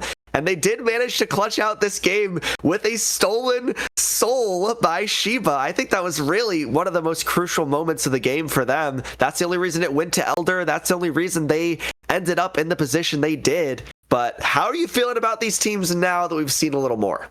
Okay, so we've seen the game of throws like back and forth, like we're playing lacrosse or like beach volleyball. You know, we need to see a bit more consistency here from Desperado because the early games in both games 1 and 2 were very, very shoddy. There were some good comebacks. And then they built a lead, but then they lost it. Then they built a lead, then they lost it. And then built a lead, then they lost it. You know, like I want to see something that inspires a bit more confidence. I know it might be nervous playing against a team that probably elo gaps you, but at the end of the day, I really like this draft more from Desperado. It made a lot more sense than the game 1 draft, and I hope game 3 is just as impactful. I just hope that, you know, we allocate the resources where we need to allocate them. It's clear that Demon has performance anxiety. It's maybe, you know, put him on Sivir, leave him alone, or put him on Ezreal, leave him alone. Shiba's been looking okay on engages. You know, we just need to have that engage be somewhere else in bot lane because Kiwi and Fornicaris have shown that they're winning that 2v2 with or without a jungler. Yeah, I think I definitely agree. Bot lane has been probably the hardest point for Desperado to match, maybe besides top lane. But even then, Ryoga had some really, really good moments this game. And Shiba definitely picked it up in the mid lane in those team fights. So they definitely matched, I'd say, lane for lane here. I think that that Hireable Chemist was definitely the highlight of the series so far for me, for Desperado. Definitely the best performing member in game number 1, and definitely solid in game number 2, doing a lot more work in the mid lane. As we're going into game 3 draft, we do have now, what is that, 20 champions disabled, plus our bans. So we're limiting our champion pools a little bit, should get even more creative. I think we're still going to see the same first 6 bans.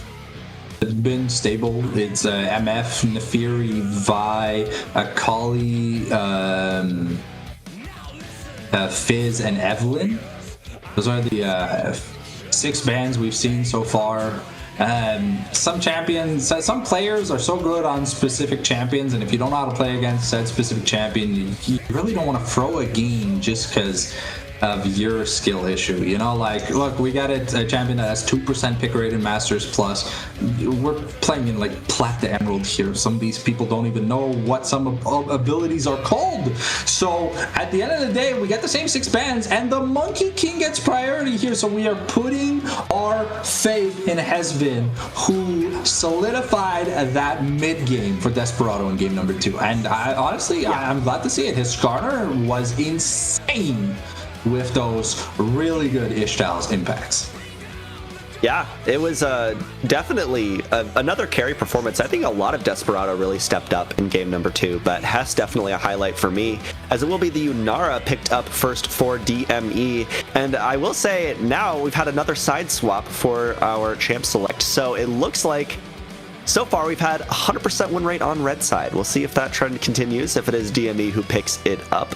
But counter pick is important, is what that tells me. So I'm really looking at this R5. Yeah, we see the Yunara here, so I'm expecting a Lulu because it looks like Fornicus has been playing a metric ton of Enchanter / AP. So yeah, the Karma coming in, the best option besides Lulu, but a lot safer than Lulu because global big shield. We're just drafting the Ziggs Leona to say, you know what, we don't care about the Yunara. If she goes Estaya KO or what Latin she speaks, I'm gonna satchel her backwards and walk away. I'm just like, no, get away from me, thank you, goodbye. So yeah, solid bot lane here for Desperado, even though we've seen, you know, we've seen the heckle and jide out of these bot laners tonight. Yeah, I mean, I guess Ziggs still could technically be a flex, you know, I'm not sure who plays it on the Desperado team. But that is an Elise, and you were talking to me about Elise before the game started. So tell me a little bit about this pick. Okay, so this is probably one of the most aggressive AP junglers you can have in the early I want to fight metagame. And the thing is, Elise is even more feast or famine than Shyvana. Elise is trying to get like the game plan solidified before 20 minutes. You need to be in a good space, and we see here the Galio ban to make sure there ain't no one resisting the Elise burst combo. I'm not sure why we keep seeing the Katarina ban. I mean, maybe it's something that Hireable Chemist is like an OTP of, or just fantastic on Assassins. But I definitely like the Galio ban. Some weird top lane picks here from the side of Desperado for back, but hey, you know, it's the back special. It's got to ban him out.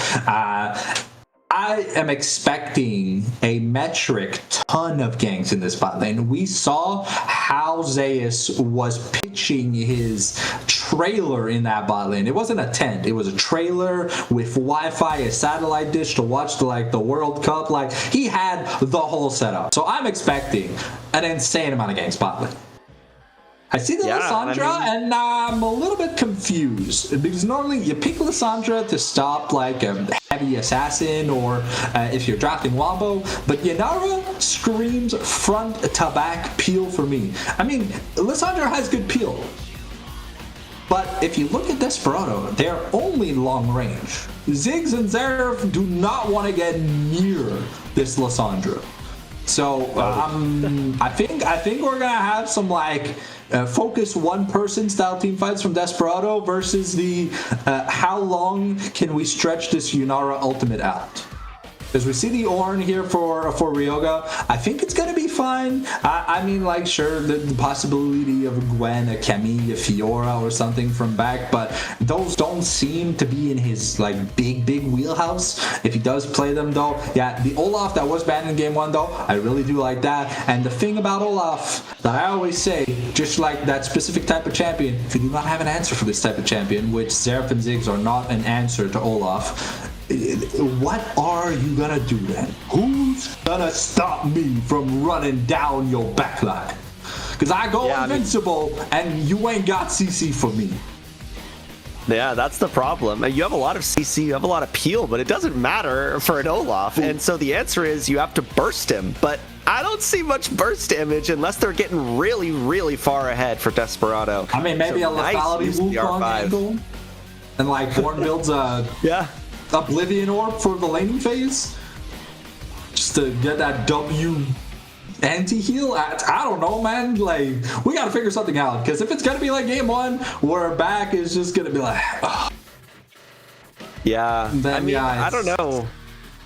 DME's comp is also a little confusing, though, because like you said, you know, you have the Yunara, you usually want to play front to back, but I'm not seeing any front for this backline. Like, they do have peel, but I'm also seeing a lot of catch. I'm seeing Olaf, who wants to go in. So I think if we see Hess is able to get onto Kiwi, maybe alongside Shiba, alongside the long range from Xerath and Ziggs, it could spell disaster for DME. Hear me out. The Yunara was bait the Karma is actually going to be enchanting Olaf in team fights. So they told Kiwi to play carrot and stick and just to look like a very juicy carrot on a stick. And everyone's going to focus the Yunara, and then the Olaf's going to have 4 kills already in a team fight.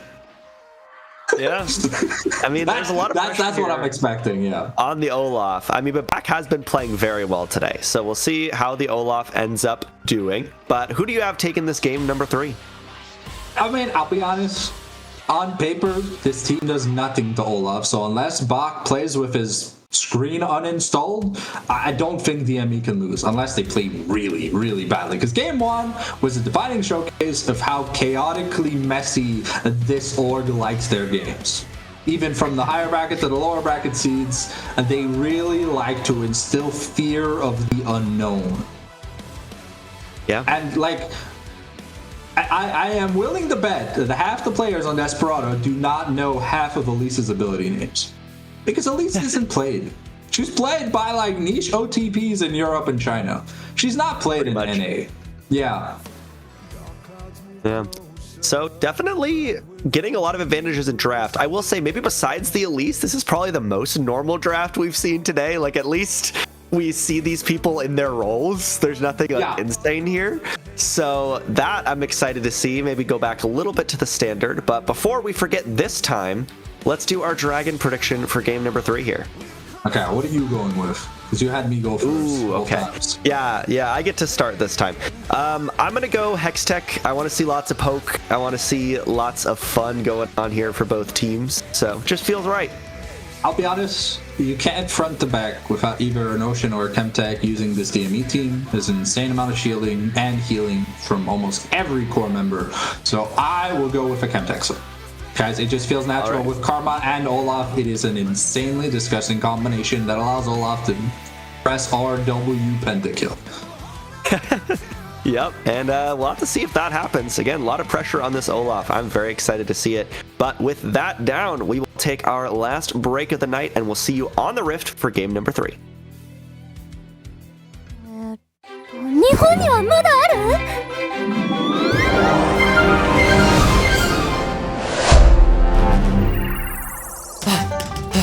急がないと在庫があるのはそこだ。遅かった。そうそのフィギュアを一つだけ譲ってくれんやろか。お前はだよ、同志じゃねえか。もちろん取引しようや。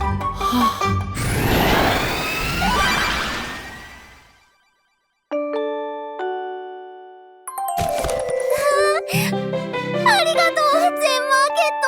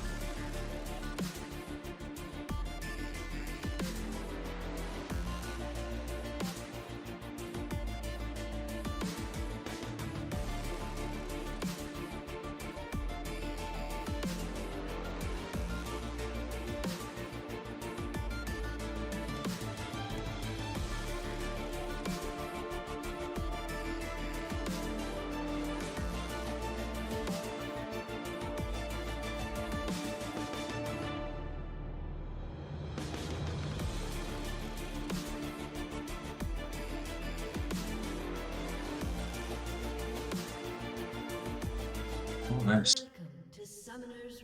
All right, game number 3. Winner take all. Now it's effectively a best of 1. And what do you think about these drafts? One more time as we're entering this game. I see teleport and Lysandra. My eyes have stopped bleeding. That is a good thing. I see Ghost on the Olaf, and it traumatizes me. I really do feel like Desperado will have to go Super Saiyan like Goku on Planet Namek in order to save their team's hopes of a win. But let's see how the early game plays out, because so far the early game for DME has been their Omega strong suit, with Kiwi building up an insane gold lead bot lane and back. And Zeus normally doing really, really well. So we'll see here what advantages they can build up. Yeah, and I mean, in terms of scaling, I do think that Desperado have an advantage there, at least. You know, Olaf not known for his late game, Elise not known for her late game, but this is what Olaf is known for, and that's running you down, forcing out Ryoga's flash at level 1. And that's why you have to be so careful of this champion. I said that Zeus was gonna gank bot lane like a bee on a honeyed up log, but I think we're gonna see top lane ganks. We'll see. Exhaust comes out. Yeah, Desperado have the level lead. They get a good chunk here. Kiwi not able to trade back too much. The problem with having level 2 advantage is that your bot laner is a Ziggs, so that doesn't work. It's also teleport, so if we were looking for like a heal for like a little bit of extra sustain and stuff, it's not there. I mean, understandably, mages taking a combat summoner in the bot lane, it doesn't make any sense. But the poor Leona, honestly, I would have preferred for Shiba to have flash used if they have Hex Flash enabled, than the exhaust. So that way, you know, you could still do like a Hex Flash play in the brush, but without the exhaust, getting on Kiwi, it's gonna feel a lot harder, because there's no one to stop Fornicus's Inspire, the shield here from Karma. Yeah, and I mean, I think mobility is gonna kind of be an essential component here for everyone. You know, Olaf wants to get in fast, Yunara wants to get in fast, even Lysandra wants to get places to peel, so movement speed in those fights is going to be very important for DME. We're seeing that CS difference in the top lane. I'm not dreaming, right? Oh, that's bad. Yeah, okay, that means we get the Cheetah Recall there from back X. Is not really going to miss out much unless that wave fully crashes into the turret. But even then, that means it gets a free first plate. Here's Zeus looking to make something done, but the Goon Squad is here. You get off the repel early. Yeah, Zeus can buy a lot of time here, though, as Desperado are kind of pinched now from either side. It just depends on whether DME can actually fight without their jungler. But it looks like the crab will be won by the Cowboys on the blue side. And that was a lot invested for a potential Scuttle Crab. But I mean, Elise is a champion that does not translate into scaling. So if there's someone you want to impede at the pre-6 mark, it's definitely Elise in terms of early game junglers. Yes, indeed. We see the top scuttle being taken. It looks like Zeus wants to make something happen. Technically can repel to the Ornn, but gonna decide to take a recall instead. Gonna play it safe. Not gonna jeopardize that early game instantly. Yeah, I think it's hard to make those plays without the flash too. I've seen so many Elises who do spam gank, but without that important tool, it can make things a lot harder. As top lane, we got a freeze setting up here, so they actually could look for the angle. Yeah, with that undertow, it kind of broke the freeze. But yeah, no, definitely a gank play is what we're looking at. Yep, Ryoga doesn't have the flash from earlier either, so the slows from these axes should just mean death. There's first blood for Bach. But now it's Desperado looking back. Kiwi getting low, but no more damage as Shiba has to use the flash out. I don't think he had the flash. Had the Eclipse active. So Leona with W pressed is, I don't know, basically a 6-item Cassante. It's a little crazy how much tankiness this champion gets off a single ability. It's really interesting. But I mean, no Hex Flash on Leona is what's really surprising for me. I don't know. To be fair, when I play engaged supports, Hex Flash is quintessentially important. So without it, I kind of feel naked. You know, it's a little bit sad. You know, no flash for 5 minutes means no big booyah play. But let's see. But Desperado could be in some trouble here if they can get Zeus over. This dragon is pretty low, so it should go over to them either way, but they are just stuck in the pit now. Double root from Gamerdinger. Nice exhaust, trying to burn down the dragon before the jungler gets here. There's the smite, so they do claim it, but it costs them 2 of their lives. I'll be honest. What, a kill went to Karma and a kill went to Lissandra? Wait, who got the kills? Oh, no, okay, it was Lissandra and Elise. Okay, so definitely not as good as I thought he could have been. But, I mean, that early game Ocean Drake definitely does buy Ryoga and Demon some time to be able to lane against the monstrosities. Oh, no.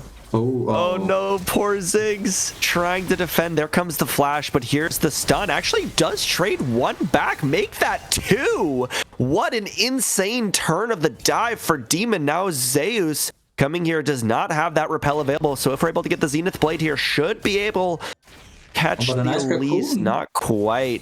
Yep, is able to get out there, but nice turn of the dive. Demon does go down, takes 2 with them. That was definitely a valuable play here for Desperado, putting the 2 kills here on the Ziggs. As normally during these turret dives, the support ends up picking up a lot of the kills. Ooh, okay, here. Oh, yeah, could look for the all-in here for Bach. Here's the call of the Forge God. That will do a lot of damage with those brittle procs, but not enough. The all-in still goes to Olaf.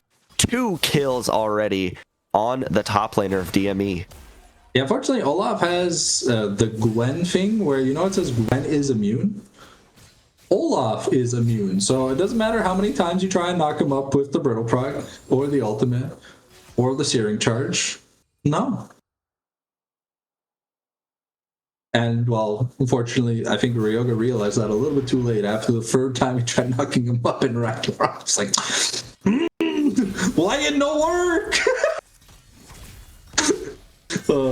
But yeah, no, this Olaf almost has a completed item. It's very feels Batman territory. Oh, the Solar Flare coming in here. Yeah, and there's the ultimate. So much damage onto the Yunara, has to use the Transcend oneself and that dash and the flash just to survive there. And I will say, Desperado's bot lane not looking too bad here in game number 3. And the biggest problem is, though, is it enough for the Olaf? Because like that's the question that's gonna be the entire game. You know, it doesn't matter who else is doing good on DME. If you cannot stop a Ragnarocking Olaf, it doesn't matter how many kills the Ziggs or the Xerath get, right? Because at the end of the day, they're 2 undertows and a reckless swing from the graveyard. At least, though, the early game is looking fantastic for Demon. Yeah, it is. I mean, you have both your top side, you know, jungle and top laner very far ahead here. You're getting the grubs. You did lose the dragon, but at least you got some kills back for it. But on the other side of things, I think it's very good for Desperado that they got that dragon. Essentially, that means they get 5 more minutes of scaling. It, you know, if they're not able to fight for these next dragons, they've at least bought themselves 5 more minutes to get those Ornn items, get the items on their 2 mage carries, and continue to scale, which I think does give them a little bit of relief here, even though they're down in the early game. Yeah, definitely. I'm just a little bit scared about the Elise falling off, but I think that's what Desperado is hoping for. You know, they want to hit the timer where Elise truly becomes kind of a redundant champion, like the Lee Sin timer where he becomes a Dragon Rage bot. I mean, if they can hit that and survive the Ragnarok, I think there are real opportunities for Desperado to pick up some winning team fights. Oh, Lich Bane early here for the Elite, so looking to be extremely aggressive in isolated ganks. Let's make sure that auto attack. Oh, Zenith Blade does go wide there, but here's Zeus, as you were talking about to join the fight. Solar Flare also doesn't connect. A little bit of a tragedy there for Desperado, but Hess is here, but so much damage from the spider. Zeus will claim a 3rd kill. Repel dodges the Zenith Blade. There's a 4th. This Hireable Chemist has to flash the wrong way over the wall. There's the flash follow, and Gamerdinger will pick up another one. This early game is coming up all DME. Yep. Oh, I feel like I've seen this before. Trying to go for another dive, but it will be a little bit more successful this time as tower aggro is dropped. No one goes down and Demon falls. Yeah, the proper repel channel this time. Yeah, no, you see, it has just gets sent to the graveyard like Dimensional Fissure was activated, and Shiba gonna miss the Zenith Blade 2 times in one team fight, meaning he never really gets to go where he needs to go. And we see Gamerdinger just getting a clean solo kill. I mean, Zeref is a, I believe they called it a siege turret. And turrets in Dota have this passive called Unmovable, in which the item cannot move. So, yeah, poor Zeref hates moving in team fights.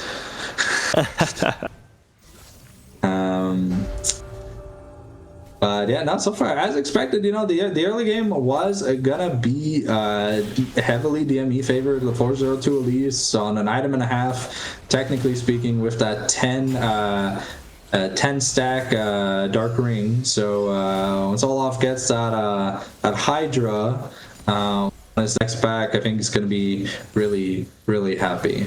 And here, Zeus, another gang.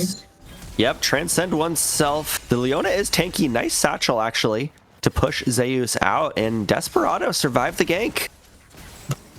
Yeah, I mean, they have to at this point, but it did cause Demon's Flash. So the next time it happens, it'll be a little bit scary. Do you have a... what soul is it? Oh, I wasn't able to see, but Hyrule Chemist under some threat here in the mid lane once again. Neither of them have flashes. The Xerath is not having a fun time. But whenever we hover over the pit, maybe we can see what soul it is here. It's a Chemtech. It's a Chemtech. Okay, we both got one right for this first week. That's exciting. The biggest problem with it being a Chemtech soul is if DME takes it, right, you know, you get durability when you're under 50% HP. The whole point of poke champions is they try to kill the enemy champions, but if you essentially give them 10% damage reduction when they're half health, it makes it a lot harder on this Ziggs and Zeref duo to be able to get this poke down. Yes, so that's what's scary. As Zeus once again here with the ganks, nice hold of the there we go, but nice flash from Ryoga. Zeus still catches the kill though, just so much damage as Shiba here on the roam, also here, trying to get something done, but there's the immunity once again. Back is on a killing spree, but now it's gone, and here's Hess trying to use the ranged artillery support, but that's just another kill over to the Olaf. Finally will get shut down by the Chemist, but Zeus is strong. Zeus trying to walk away. More poke damage should come through here, but not enough to take the spider down. That is a 1 for 3 against Desperado. I mean, it was a good shutdown. They did get the shutdown on the character they wanted.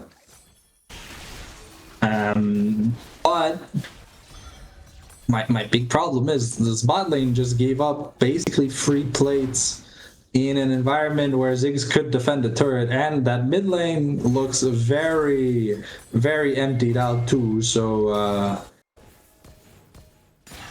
even though we're making good plays, you know, a 7k deficit at 14 minutes is definitely not what I'd call stonks. But we're trying. Definitely an uphill battle here for Desperado, just based on that gold lead. Again, having one dragon is nice, but 5 more minutes is only 5 more minutes that you have until that soul is available. So will be very, very difficult. Is one dragon worth 7,000 gold? That's currently the question, because that's what enabled the snowball. Elise got her first kill, right? Lissandra got her first kill in that dragon fight. So it was a 3 for 0 to get the dragon. So, Hopium aside, how much money would you invest on a single objective? Not 7,000. That I know. In this economy, 7,000's a lot. It could almost get you a down payment on a closet. Kind of crazy. Olaf deciding to play garage build. like the garage sale build. Decided to build halfway through the Hexblade and halfway through the Ravenous Hydra. So I'm excited to see what he wants to finish first. I think Experimental Hexblade makes more sense. If he's not at threat of dying, he doesn't need the extra lifesteal. For the upgraded version of lifesteal from the Vamp Scepter to the Ravenous Hydra, and just being able to click the go burr button 20 seconds sooner is definitely a cool thing. Fornica's just surviving. Opting not to go in on that play, which is probably fair. Jungle walked away, but yeah, Desperado kind of just had to sit there and wait for them to take the objective. Not much to do there when you are this far behind in the early game. Ryoga does get the knock-up, trying to fight here in the bot side. The College of the Forge God could be pretty good. There is a lot of damage coming out from this Lysandra, though, as Ryoga manages to walk away for now. Scorch Tick does not take down the Ornn. Now Gamerdinger has used most of their tools here as Hess is coming in. Should be a very dead mid laner as the shutdown goes over to Wukong, and that's a little bit better for Desperado each play, but maybe I spoke too soon as the monkey will fall to the spider, and that's not usually how the Animal Kingdom works, but here we are. Well, I don't know about you. I recently played Resident Evil 2, and there are some very scary spiders apparently in abandoned houses in the northern United States. So maybe Elise is from that batch of spiders. Okay, yeah, I've seen very scary spiders, and I'm arachnophobic, so I've scared the living daylights out of me. Oh, red buff on an Olaf though. That is definitely a death sentence for any melee champion looking at him. Turret is literally 1 minion auto away.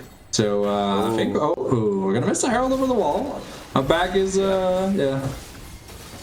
Here to able to get that. Shiba trying to hold off for now, has to flash away, but just too much damage from the side of DME. Shiba goes down, a little bit of poke getting down onto the rest of the team, but at this point, Desperado would have to poke for ages just to try and get a fair fight. Yeah, the double Luden's a good start, but with the amount of healing, there's no anti-heal. I just don't know if it's enough. But game one was a very weird draft diff in which DME kind of just aura farmed by letting their capes fly in the wind. And game three is starting to look like a repeat, but we've got a gank top lane. Yep, no flash on this Lysandra. Ooh, no Cyclone to interrupt that dash either, so Gamerdinger lives another day, but I really like the looks that Desperado are going for. Their side lane plays have been pretty good. Yeah, I mean, the win con here at this point for Desperado is hoping that the ornaments are enough. Because I truly do not see much else. 605 on the Elise, almost a fully stacked Magi is now going for the Zonias to make the dives even easier. Olaf even picking up both his completed items at once. Wow. Yeah. 2 items on the Yunara. We have the famous Fiend Hunter Kraken combo. So you're essentially doing true damage for like 1 million auto attacks if you crit. So yeah, I mean, the DME are very comfortable at this point of the mid game, and with the Dreammaker here on Fornicaris, it does mean that killing Kiwi has gone a lot harder. Yeah, Zay is confident enough to just walk into the jungle now, does have the repel whenever, but the stun does land, lots of poke already. Here's Kiwi though, getting onto the front line.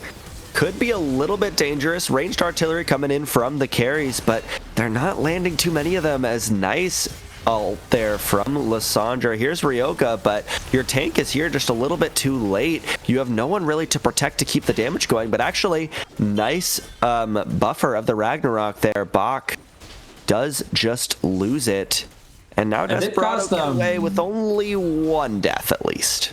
Yeah, but they only have the Ornn ultimate left. They have nothing else in the tank. Everything was used to try and get away and survive. Oh, I think that's enough to take the turret, though. Yeah. Okay, so we've got a dragon here in 2 minutes. Baron's up, but I think right now it's just a get away from Desperado mission. Oh. Maybe they're looking for more? I guess they're going to continue counter jumping. It does make sense. I mean, they definitely have the priority.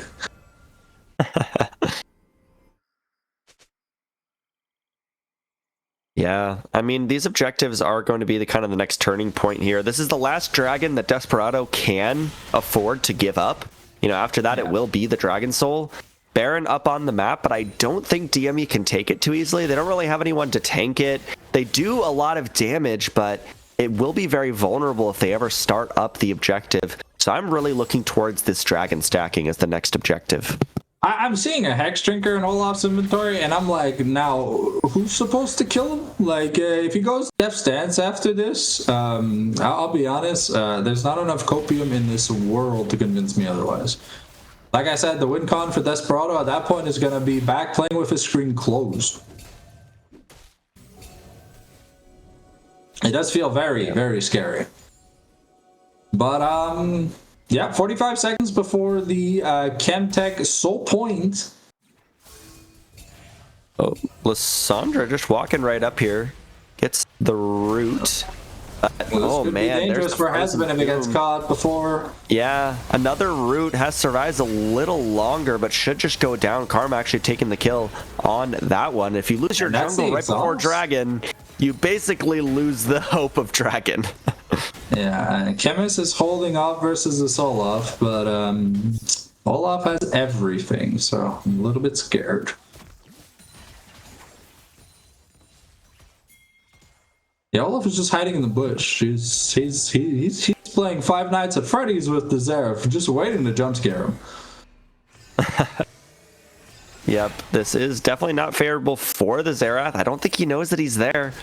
Does face check. Look at the burst damage. Ragnarok comes out. Hyrule Chemist goes down. Demon, the next target, has to flash away. Lots of damage going on to the Olaf, and there's the nice shutdown onto Demon, but it did cost 1 life and 3 flashes. 1 life, 3 flashes. Flash has a 5-minute cooldown. So does Dragon. So Back gets another kill in exchange for a free Chemtech Soul. As long as he dies. I mean, I'll take that trade every day of the week. I'm not a day trader, but I know a good deal when I see one. Oh, now it's Desperado trying to look for something. Cyclone comes out a little early, is dodged by the Repel. Recast dodged by the Zanya's Hourglass. So just a little bit of heartbreak here for the Monkey King. Shiba still fighting through as Demon poking from the outside does do a lot of damage. Here's the Raged Artillery waiting for this ultimate to connect, but Kiwi with the fancy feet survives for now. It's actually shut down though by Chemist when they're able to get back up there. Here's the teleport coming in from back. As now it is Desperado out to try and escape. So much damage onto Wukong. Back takes that one down. Hyrule Chemist hit by the cocoon. Will go down. Not able to make it back to the turret. That's 4 bodies in the ground for Desperado. And this Baron should be the prize for DME. Yeah, I think so. I mean, Olaf and Elise can like off-tank it, so definitely they do have enough damage.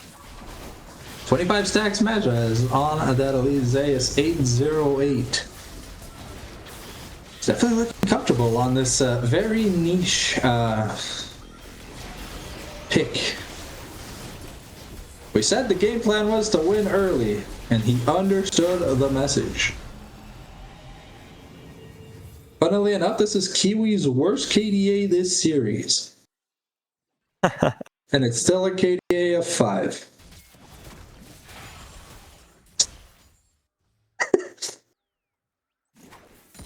That's funny.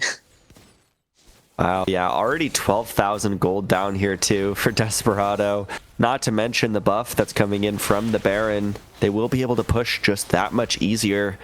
I imagine the next target will be these side lane turrets from Olaf and Lysandra. So it's really up to Desperado to try and make a play before this Baron gets too far.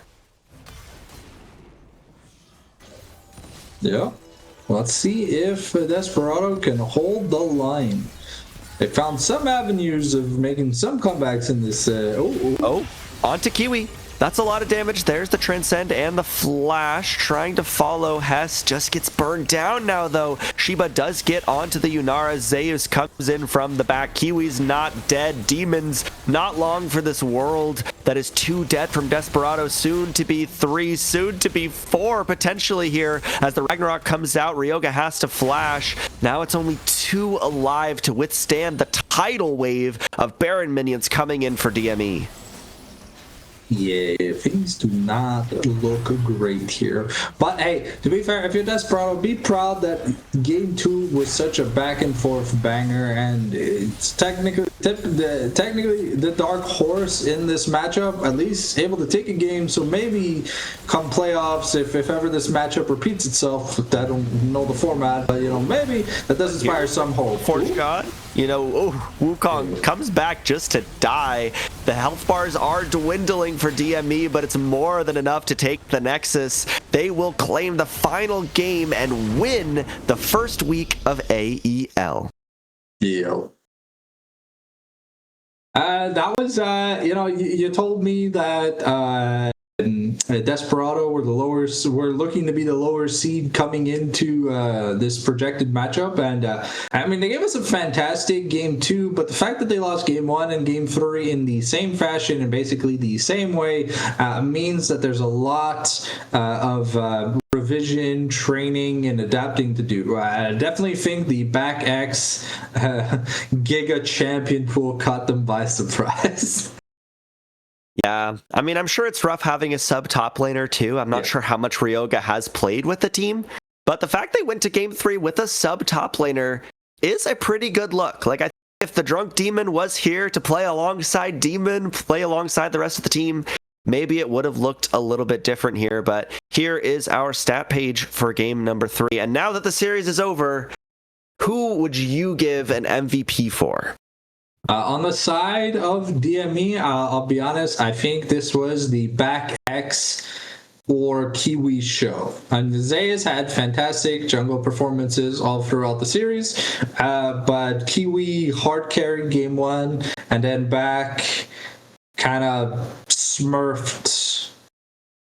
Kiwi hard carried game 2. Well, tried to hard carry game 2, but back smurfed games 1 and 3 on the Olaf and the Garen, just playing the push play style. I see you, I kill you mentality, and that's all it really was at the end of the day. It's when top lane gets counter pick and your jungler's not there to defend some suboptimal 2v2s, the 1v2s become some decrepit dives. You saw that the Ornn was able to build up a bit of push, but he fell so far behind in CS because every time the Ornn got past his halfway point in lane, the Elise was just there. The Zeus trailer park boys camping style definitely works out. Normally you're supposed to farm a lot, but I guess farming champions counts too when they're worth money.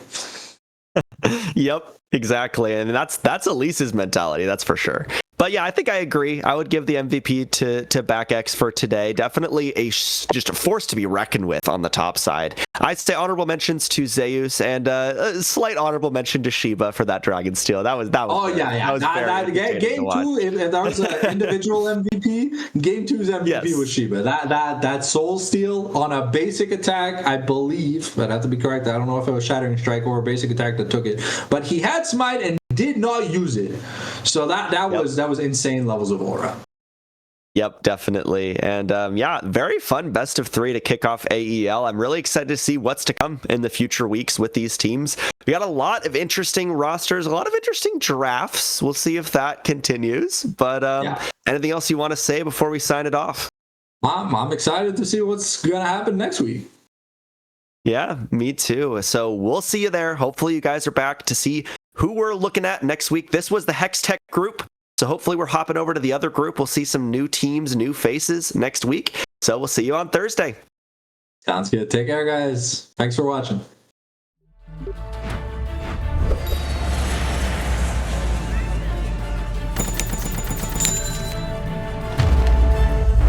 Bro, just use Zen Market.